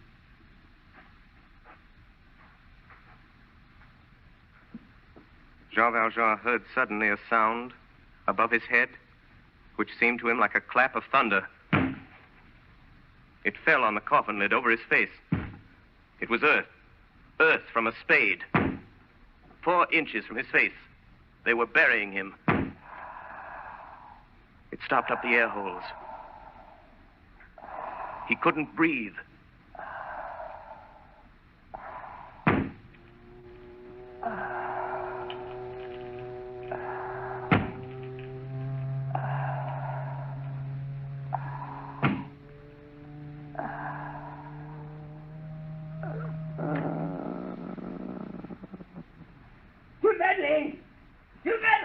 I sent him away. I stole his gravedigger's card and sent him home after it. You're safe.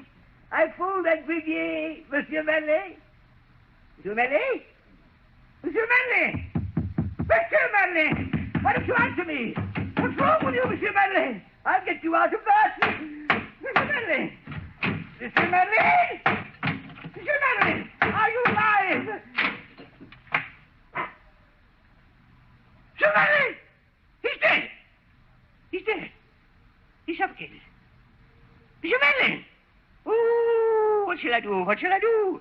This little girl, what shall I do with her? Oh, Monsieur Madeleine, the best man that God ever made, Monsieur Madeleine. Monsieur Madeleine, Your Honor. Monsieur Madeleine? He doesn't hear me. He's dead. Ah! Don't open your eyes! Whoa! I can't stand it! Don't open your eyes at me! Fauchelevent, what's wrong with you? Oh. Aren't you dead? I thought you were dead. So did I. Don't open your eyes at me if you're dead. I can't stand it. Fauchelevent. Out of the clouds and up from the dead. I can't stand it. Dear old friend.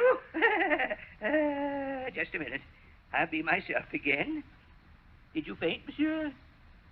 Can you breathe again? Dear old friend, we must go get Cosette and take her to the convent. Fauchelevent. Just give me time. I'm old, but I'll get used to it. You can get used to anything, but oh, my God. Out of the sky and the grave in the same day. Down from the cloud and up from the dead. Oh, my God, I can't stand it. I can't stand it.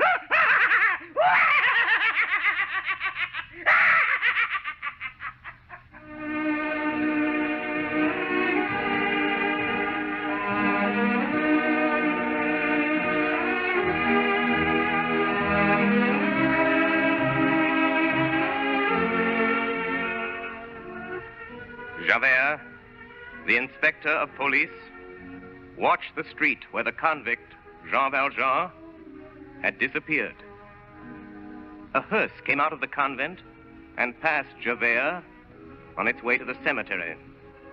An old gardener came out of the convent and passed Javert carrying a covered basket.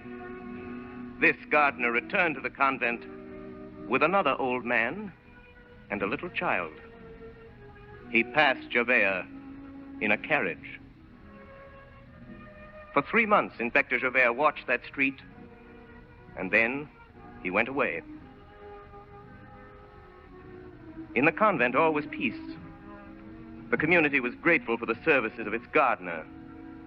His niece was admitted to the school, and his brother was given a post as his assistant. So all went well for Jean Valjean. The years passed by. Cosette growing up in the school. Jean Valjean close to her in the convent garden and watching her as she grew. Omnia vincit, adastra pera spera. And so she grew. Non eget Marius, Iaculis nec arcu nec venenatis, gravida sagitis, usque feretra. When Cosette was 14, Jean Valjean withdrew her from the convent school. He took a little house for her in the outskirts of the city, and they lived there together, very quietly. Perhaps the police had forgotten Jean Valjean. Perhaps Javert had stopped watching. You have an interesting story, monsieur. Now, what is your name again? This is simply for the record. Marius. Marius Pontmercy. Age? 20. Occupation? I'm a student. When did you meet this girl, Cosette? And why have you come here to the police? I saw her first 3 years ago in the Luxembourg. She used to walk there with the old gentleman, her guardian. And I've come to you because she's disappeared. Is the house empty where this couple lived? Deserted. You've searched for them and inquired after them diligently, and their whereabouts are unknown. What do you suspect? Well, I don't know. The old gentleman was eccentric. Explain yourself. Well, he kept strangely to himself. He never left the house except at nightfall. It was almost as though, well, as though he were hiding from someone. And the girl, Cosette? She is quiet, monsieur, but very beautiful. I see. When you last saw this Cosette, did she speak to you of anything untoward? Can you remember any circumstance which struck you as peculiar? Yes, monsieur. The old gentleman seemed frightened. Frightened of what? Well, I can't explain it, monsieur. There was a man Cosette had seen, or thought she'd seen, standing on the edge of the garden. The old gentleman seemed to be frightened of that man. Did you see this man? I don't know. I saw a shadow. If it was a man, he was big like yourself, monsieur. And I don't know how he got there or how he moved so quietly. Cosette said that he wore a long gray coat and a flat hat and carried a stick. I remember her telling Monsieur Fauchelevent. Is that what he calls himself? What did you say, monsieur? Nothing. How long afterward did they disappear? Why, they must have left that night, monsieur, when I'd gone home. It's 5 weeks now since I've seen her. Monsieur Marius, don't trouble yourself any further. Your loved one shall be returned to you. I will look for that girl, and I will look for that man. I will look very carefully for that man, and I will find him. If you hear anything else, please notify me at once here at police headquarters. My name is Javert. Good day, monsieur.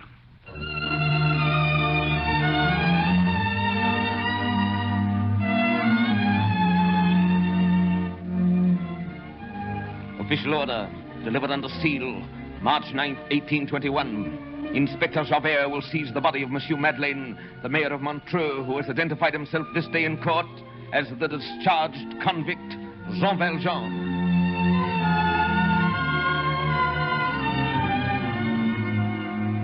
Six times from the galleys, twice from the double chain, and twice from under my grasp. Last night he escaped from me. We had him, my men and I, and he gave us the slip. Then we had him again. We hunted him through the city. His flight was embarrassed by the child Cosette, whom he carried in his arms. We were on every side of him. The walls were too high to climb. He was surrounded. He was trapped in a closed and guarded street. And he disappeared. Jean Valjean has escaped. 1832. Sedition, mutiny, rebellion. These are dangerous times. Never before has the vandalism and the lawlessness of the mob had such reign. The very government is in peril, and there are whispers of another revolution in France. We of the police are wakeful and vigilant. Here in Paris, the riotings of the people, led by some party of young fanatics, has grown to downright insurrection. And I have today intelligence of a barricade to be erected in a certain section of the city. True or no, this rumor is worthy of attention, and I'm going there in disguise to mingle with the revolutionaries. Today, June 6th, is the anniversary of Jean Valjean's escape. It's the date of my failure as a police officer. 30 years now I've been in this service. All this time, I've devoted to police duty the strictest honesty and watchfulness and discipline. I've given it my mind, my heart, and my hope. I've made it my whole life. But so long as this man, Valjean, remains alive and free in the world, my purpose is thwarted. My honor is a joke. For this Jean Valjean has become a principle in the order of my code. He is all that must be checked. He is crime. Worse than that, he is license. It's 12 years since I've seen him. I shall see him again. I shall know him when I see him, and he shall not escape. Once Valjean forgave me, I shall not forgive him.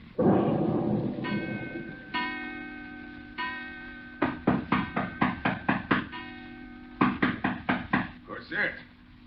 Cosette, is something wrong? Cosette! Yes? May I come in? Yes, Father. My little one, you haven't stirred from your room this whole day. Now tell me something. What's on that pretty cheek? I don't know. Well, I do. It's a tear, and it has no business there. You've been weeping a great deal. Tell me, what for? For him. What's his name? Marius. Marius Pontmercy. Tell me about him. We met at the Luxembourg. He's going to be killed. Father, why have they made that barricade? For protection, my child. It's a kind of fort for the revolutionaries. Marius is at the barricade. How do you know? He was a rebel. He'd pledged himself to the insurrection. He told me that. When did you see him last? I haven't seen him at all for 2 months. We used to meet in the garden of the old house, and I was afraid to tell you. He may not be at the barricade. I got this letter. It came this morning. Let me see, little one. To Mademoiselle Cosette Fauchelevent, Monsieur Fauchelevent, Rue Lame, number 7. Our marriage was impossible. I have asked my grandfather. He has refused. I am without fortune, and you also. You know the promise that I gave you. I keep it. I die. I love you. When you read this, my soul will be near you. Marius. They say that the soldiers from the government have brought cannon and aimed them at the barricade. That will end it. All day I've sat here, listening. When I hear the first cannon, I'll know surely that he's dead.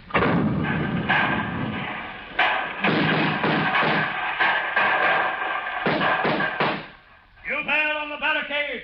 Do you wish to speak to us? Surrender quietly and spare your prisoner, and we'll give you fair trial. It is you who are on trial. Give up your prisoner, the police inspector.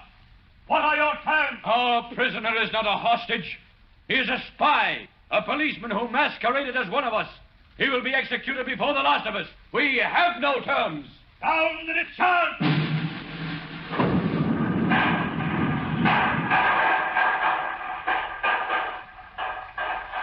Take command here.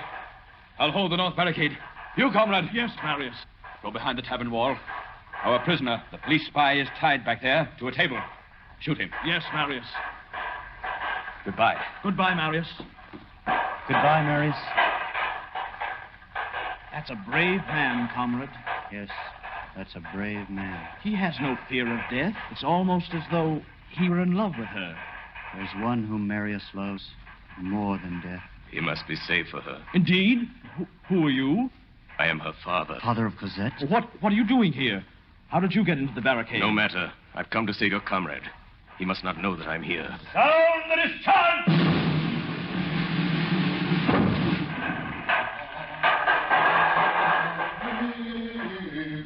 Monsieur. Yes? Will you hold this position for me? I have orders from Marius. I must go execute the spy. Who is the spy? A police inspector who impersonated a revolutionary and was caught here on the barricade. I am to shoot him. A police inspector? Yes, monsieur. His name is Javert. Let me shoot him. What, monsieur? Let me shoot him. You hold the post. Very well, if you wish it. I wish it. Where is he? Where is Javert? Around the corner of the street, monsieur. Tied up behind the wall. Down the discharge!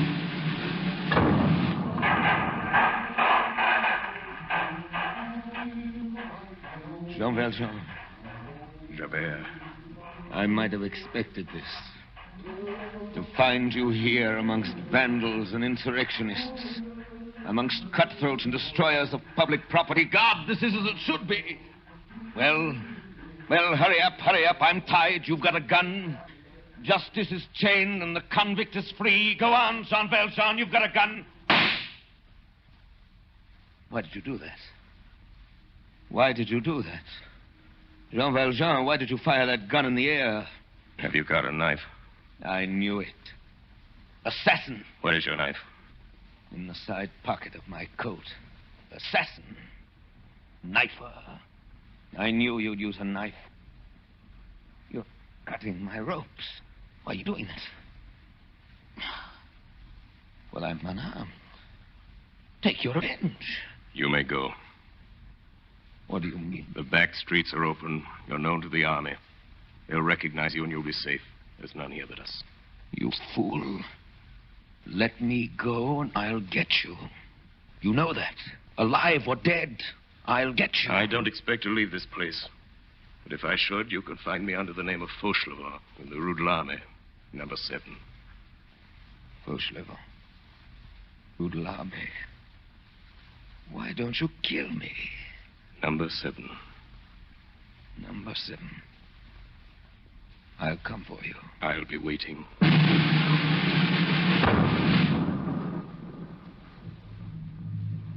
It is the story of the barricades. That it fell at this moment. Everywhere was the terrible confusion of death and defeat. Jean Valjean found Marius unconscious, horribly wounded, covered with blood, but still breathing. He threw the boy on his shoulder and ran to the far end of the street. But for the silent dead of the insurrection, this place was deserted. Here was peace, but no safety. Here was silence and no exit. Here were no walls to climb, no passageways, no alleys. Here was a momentary island in the midst of the armies of France. 12 years before, Jean Valjean had been hunted down and trapped in a closed street. The child Cosette was in his arms. Now he carried her lover. He had looked up that night and seen the rope of a street lamp and found safety. Now he looked down and found there at his feet an iron door in the pavements. With Javert's own knife, he pried open the grating. In another instant, he lowered Marius and himself through this opening and was under the streets. Jean Valjean was in the sewers.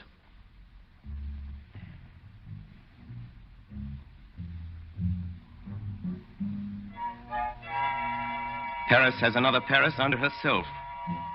A Paris of sewers which has its streets, its squares, its blind alleys, and its circulation, which is slime.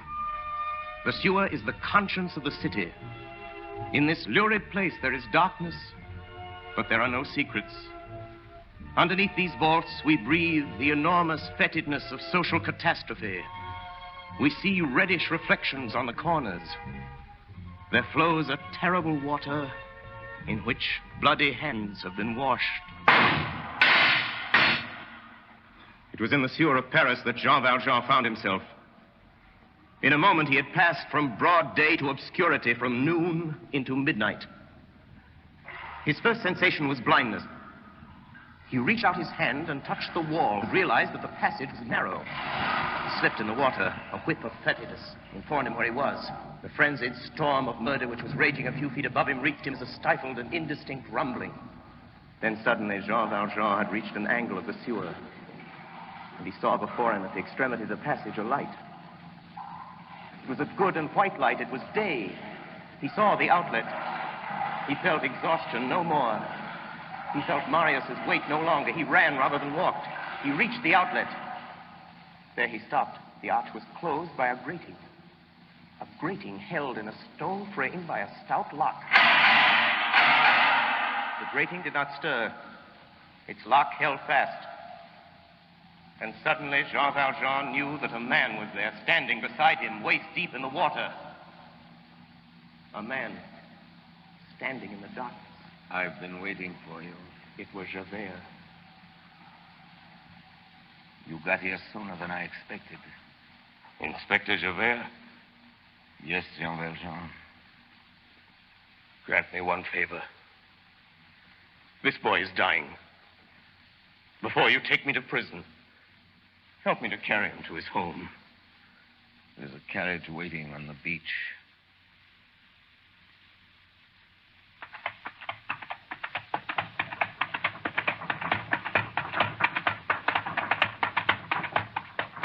You are silent, Javert. I should think you would be happy.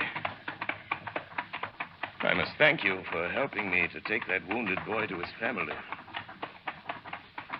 They will be grateful to you. Javert.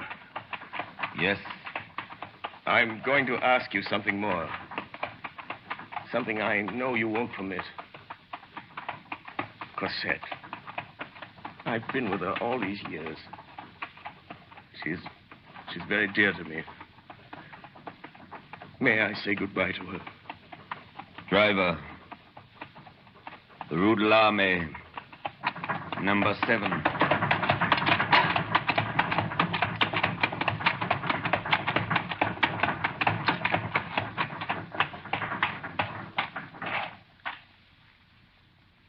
Well, here's your home. Go up and see her. What are you waiting for? I'm waiting for you. I'll be here, below in the street. Then you trust me? I'll wait in the street. Jean Valjean ran up the stairway to Cosette's little room. He stopped at the landing and looked back through the window. He was bewildered by what he did not see. There was nobody in the street. Javert was gone.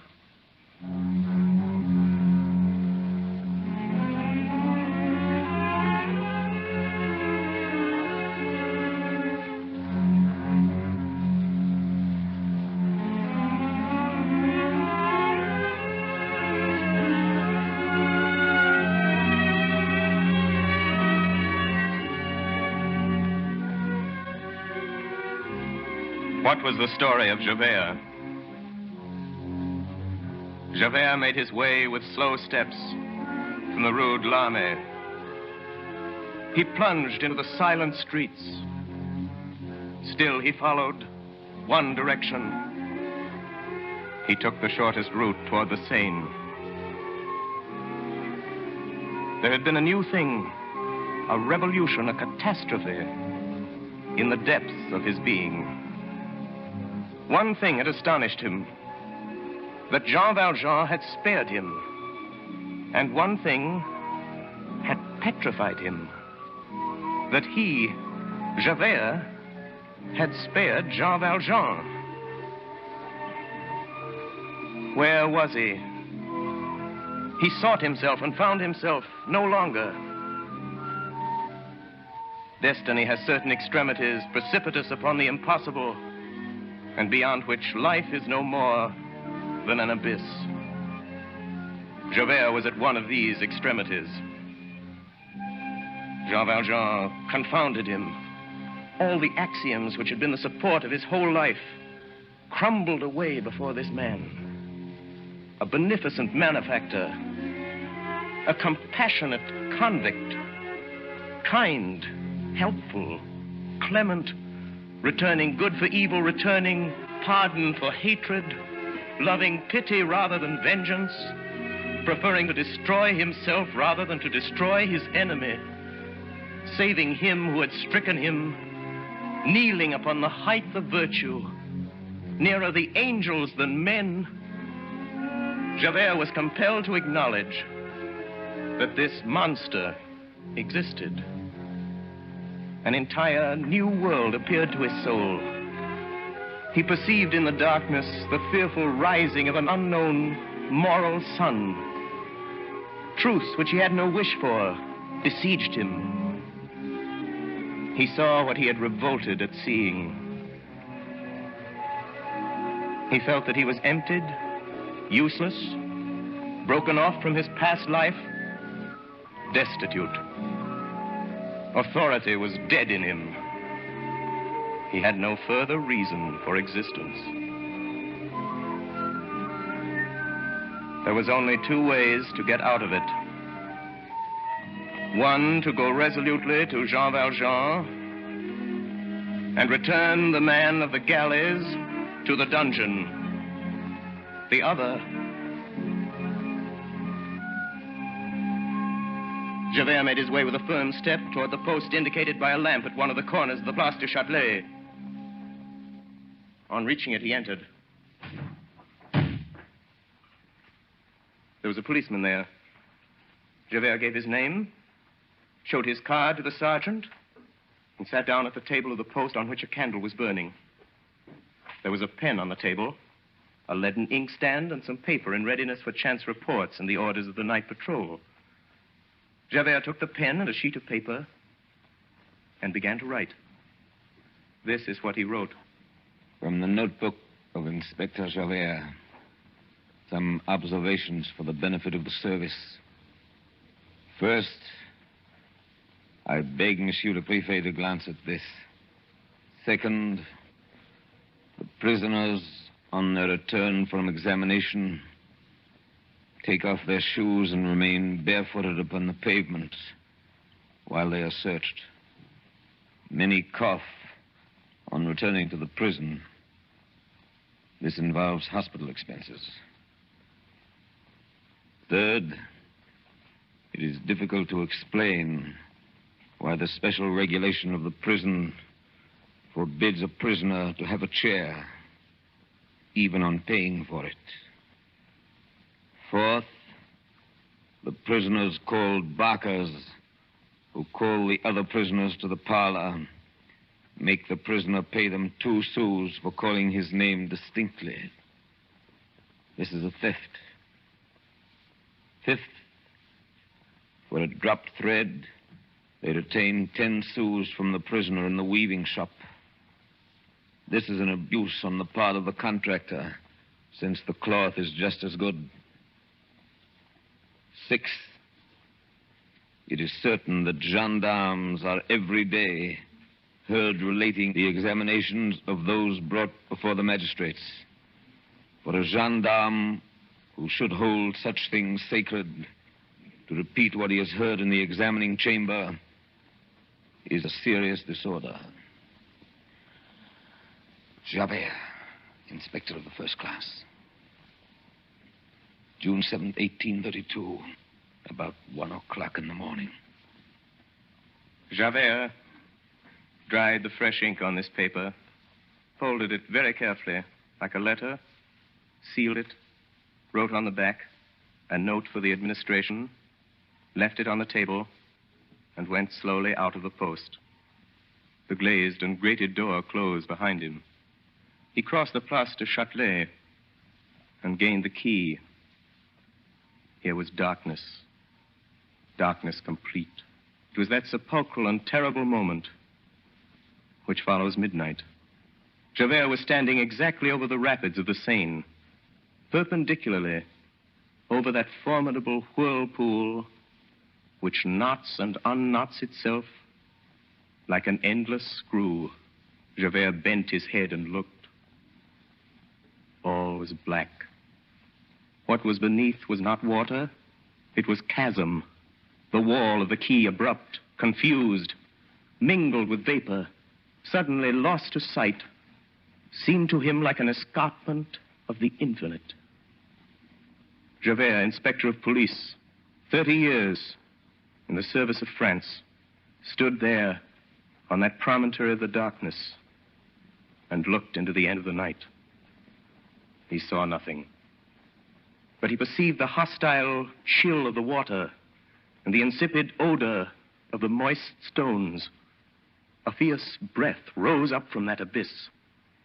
The swollen river guessed at rather than perceived the tragical whispering of the flood, the dismal vastness of the arches of the bridge, the imaginable fall into that gloomy void. All that shadow was full of horror. Javert remained for some minutes motionless on that pinnacle in the middle of the midnight, gazing into that opening of darkness. Then suddenly, without a sound, no expression on that great, bearded, beastly face, he took off his hat and laid it on the edge of the quay. A moment afterwards, a tall black form appeared standing on the parapet, bent toward the Seine, then sprang up and fell straight into the darkness. It is the last that was ever seen of Inspector Javert.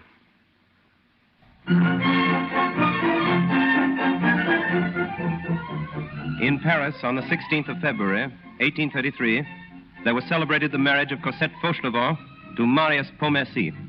The date of the wedding was Mardi Gras, and the ceremonies were held in a city gay with flowers and merrymaking. The bride's father, Monsieur Fauchelevent, having suffered a severe accident to his arm, was not present. Father, how good to see you. We missed you yesterday, but you've really come too early. Cosette is still asleep. But I can tell you the news. You are to come and live with us. It has all been decided. You are part of our happiness, Father. Cosette and I insist you share it with us. Monsieur. Is anything wrong? Is your arm still troubling you? There is nothing wrong with my arm. Is it wise for you to take the bandage off so soon? There has never been anything wrong with it. You can see for yourself. But yesterday you didn't come to our wedding. It was because you hurt your hand. It was the best that I should be absent from your marriage. Your pardon, Father. I don't know what you're talking about. Marius, I'm a convict. I've been in the galleys. The galleys? You? Cosette's father? Before God, I am not the father of Cosette. I am a peasant of Faverolles, and my name is not Fauchelevent. It is Jean Valjean. That is true, monsieur. I believe you. Cosette is very dear to me, but... Well, 10 years, I didn't know Cosette existed 10 years ago. I am, after all, a passerby in her life. And today, our roads separate. She is now Madame Pontmercy. I can do nothing for her. I leave her to your care, monsieur. But you could have kept your secret. No one would have known. Perhaps not, monsieur, but I shall always know. You think I might have been happy with you. Have I the right to be happy? Suppose I remain, Monsieur Fauchelevent. I come to stay with you. We are together. And some fine day, while we're laughing and chatting, you hear a voice shout, Jean Valjean, and the police spring out of the shadow and tear off my mask. What then? Father. Father, dearest. I've missed you so. Cosette, Father. We're talking of business. Father, you're pale. Does your arm hurt you? It is well. What is it then? Are you sad? No. Then kiss me. That's better. Now I shall stay. Cosette, darling, we have something to finish. You still want me to go? Very well, I shall. But don't be long, please. Poor Cosette. You must not tell her about me. I entreat you, monsieur. Cosette doesn't know what this world is. The world of the convict and the galleys. Promise me that she shall never know. I will keep your secret. Thank you, monsieur. It is all nearly finished. There is one thing left. What? You think, monsieur, you think I should not see Cosette again? I think it would be for the best. Yes. Yes. Very well, monsieur. I shall not see her again.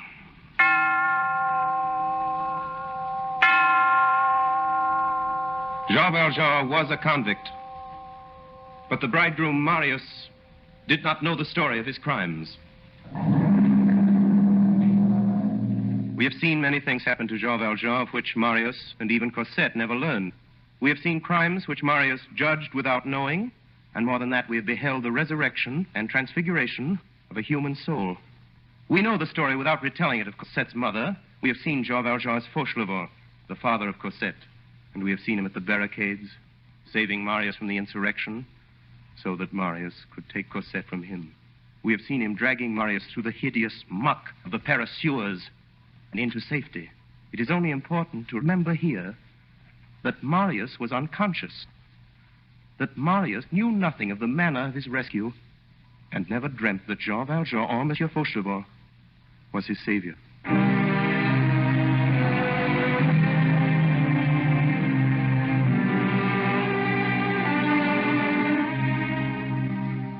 During the months which followed, Jean Valjean came no longer to the house where Marius Pontmercy lived with his wife Cosette in the Rue de Cablère. But shopkeepers in the neighborhood noticed that every day an old man dressed in black came towards that street. When there were but a few houses left between him and this street which appeared to attract him, his pace became so slow that at times it appeared as if he ceased to move. And when he reached the street, he stopped, trembled, put his head with a kind of gloomy timidity beyond the corner of the last house, and looked into the street. There was in that tragic look something which resembled the bewilderment of the impossible and the reflection of a forbidden paradise. He remained thus a few minutes, as if he had been stoned. Later, the old man ceased to go as far as this corner, and then one day, he did not appear. Jean Valjean was very ill. Come in. Father. Cosette. Cosette. Is it you, Cosette? Father, where have you been? Why have you left us so long? Oh, so you're here, Monsieur Marius. You forgive me. Forgive you? He asked me to forgive him after what he has done for me. Monsieur, I have done nothing for you. Nothing? You saved my life. You must be mistaken, monsieur. I was mistaken, but not now. Perhaps you've forgotten a certain coachman. The coachman who drove you through the streets of Paris during the fighting. He has told me everything.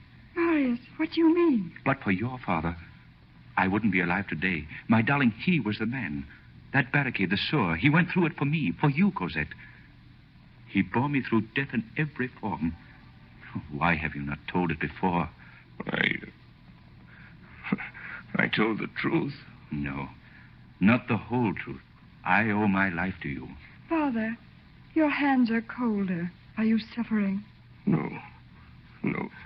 I am not suffering. On the contrary, my little one. I'm very well, only... Only what, Father? I shall die in a few minutes. Father. It is nothing to die. It is frightful not to live. Father, here, we will help you. Cosette, he must lie down. Now, children, I want you to listen to me. This money belongs to you. I've written you a letter about it. 600,000 francs. Every penny earned honestly from the jet factory at Montreux.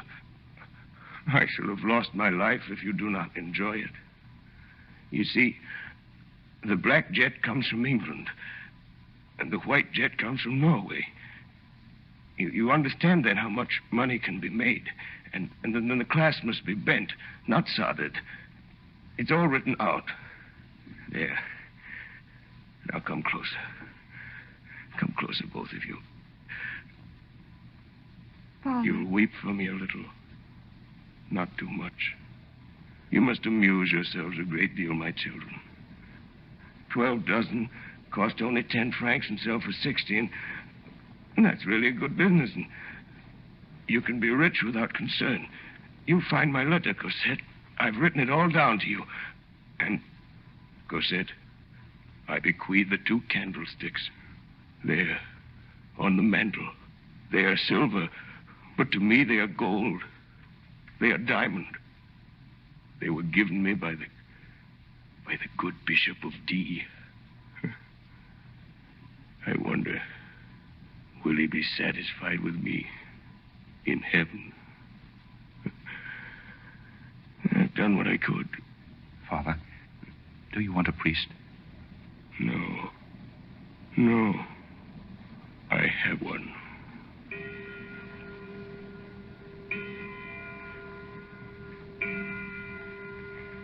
He had fallen backward. The light from those silver candlesticks, the candlesticks of the Bishop of D, fell upon him. His white face looked up toward heaven.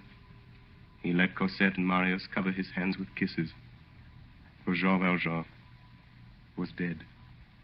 That night was starless and very dark. It is certain that in that gloom, some mighty angel was standing with outstretched wings, awaiting this soul. Jean Valjean, I have purchased your soul. I withdraw it from the spirit of perversity, and I give it to Almighty God.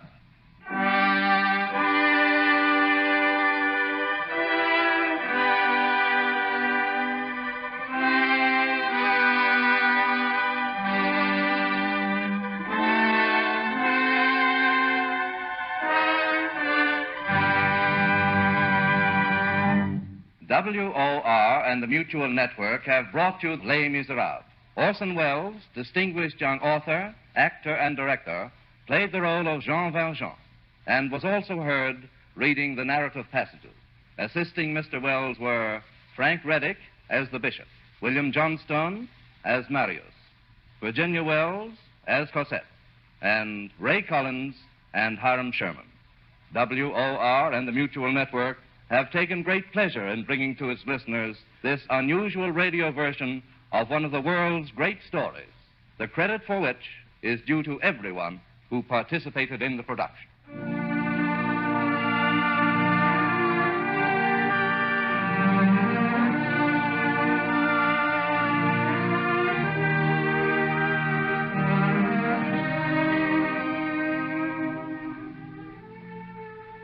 This is the Coast to Coast network of the Mutual Broadcasting System.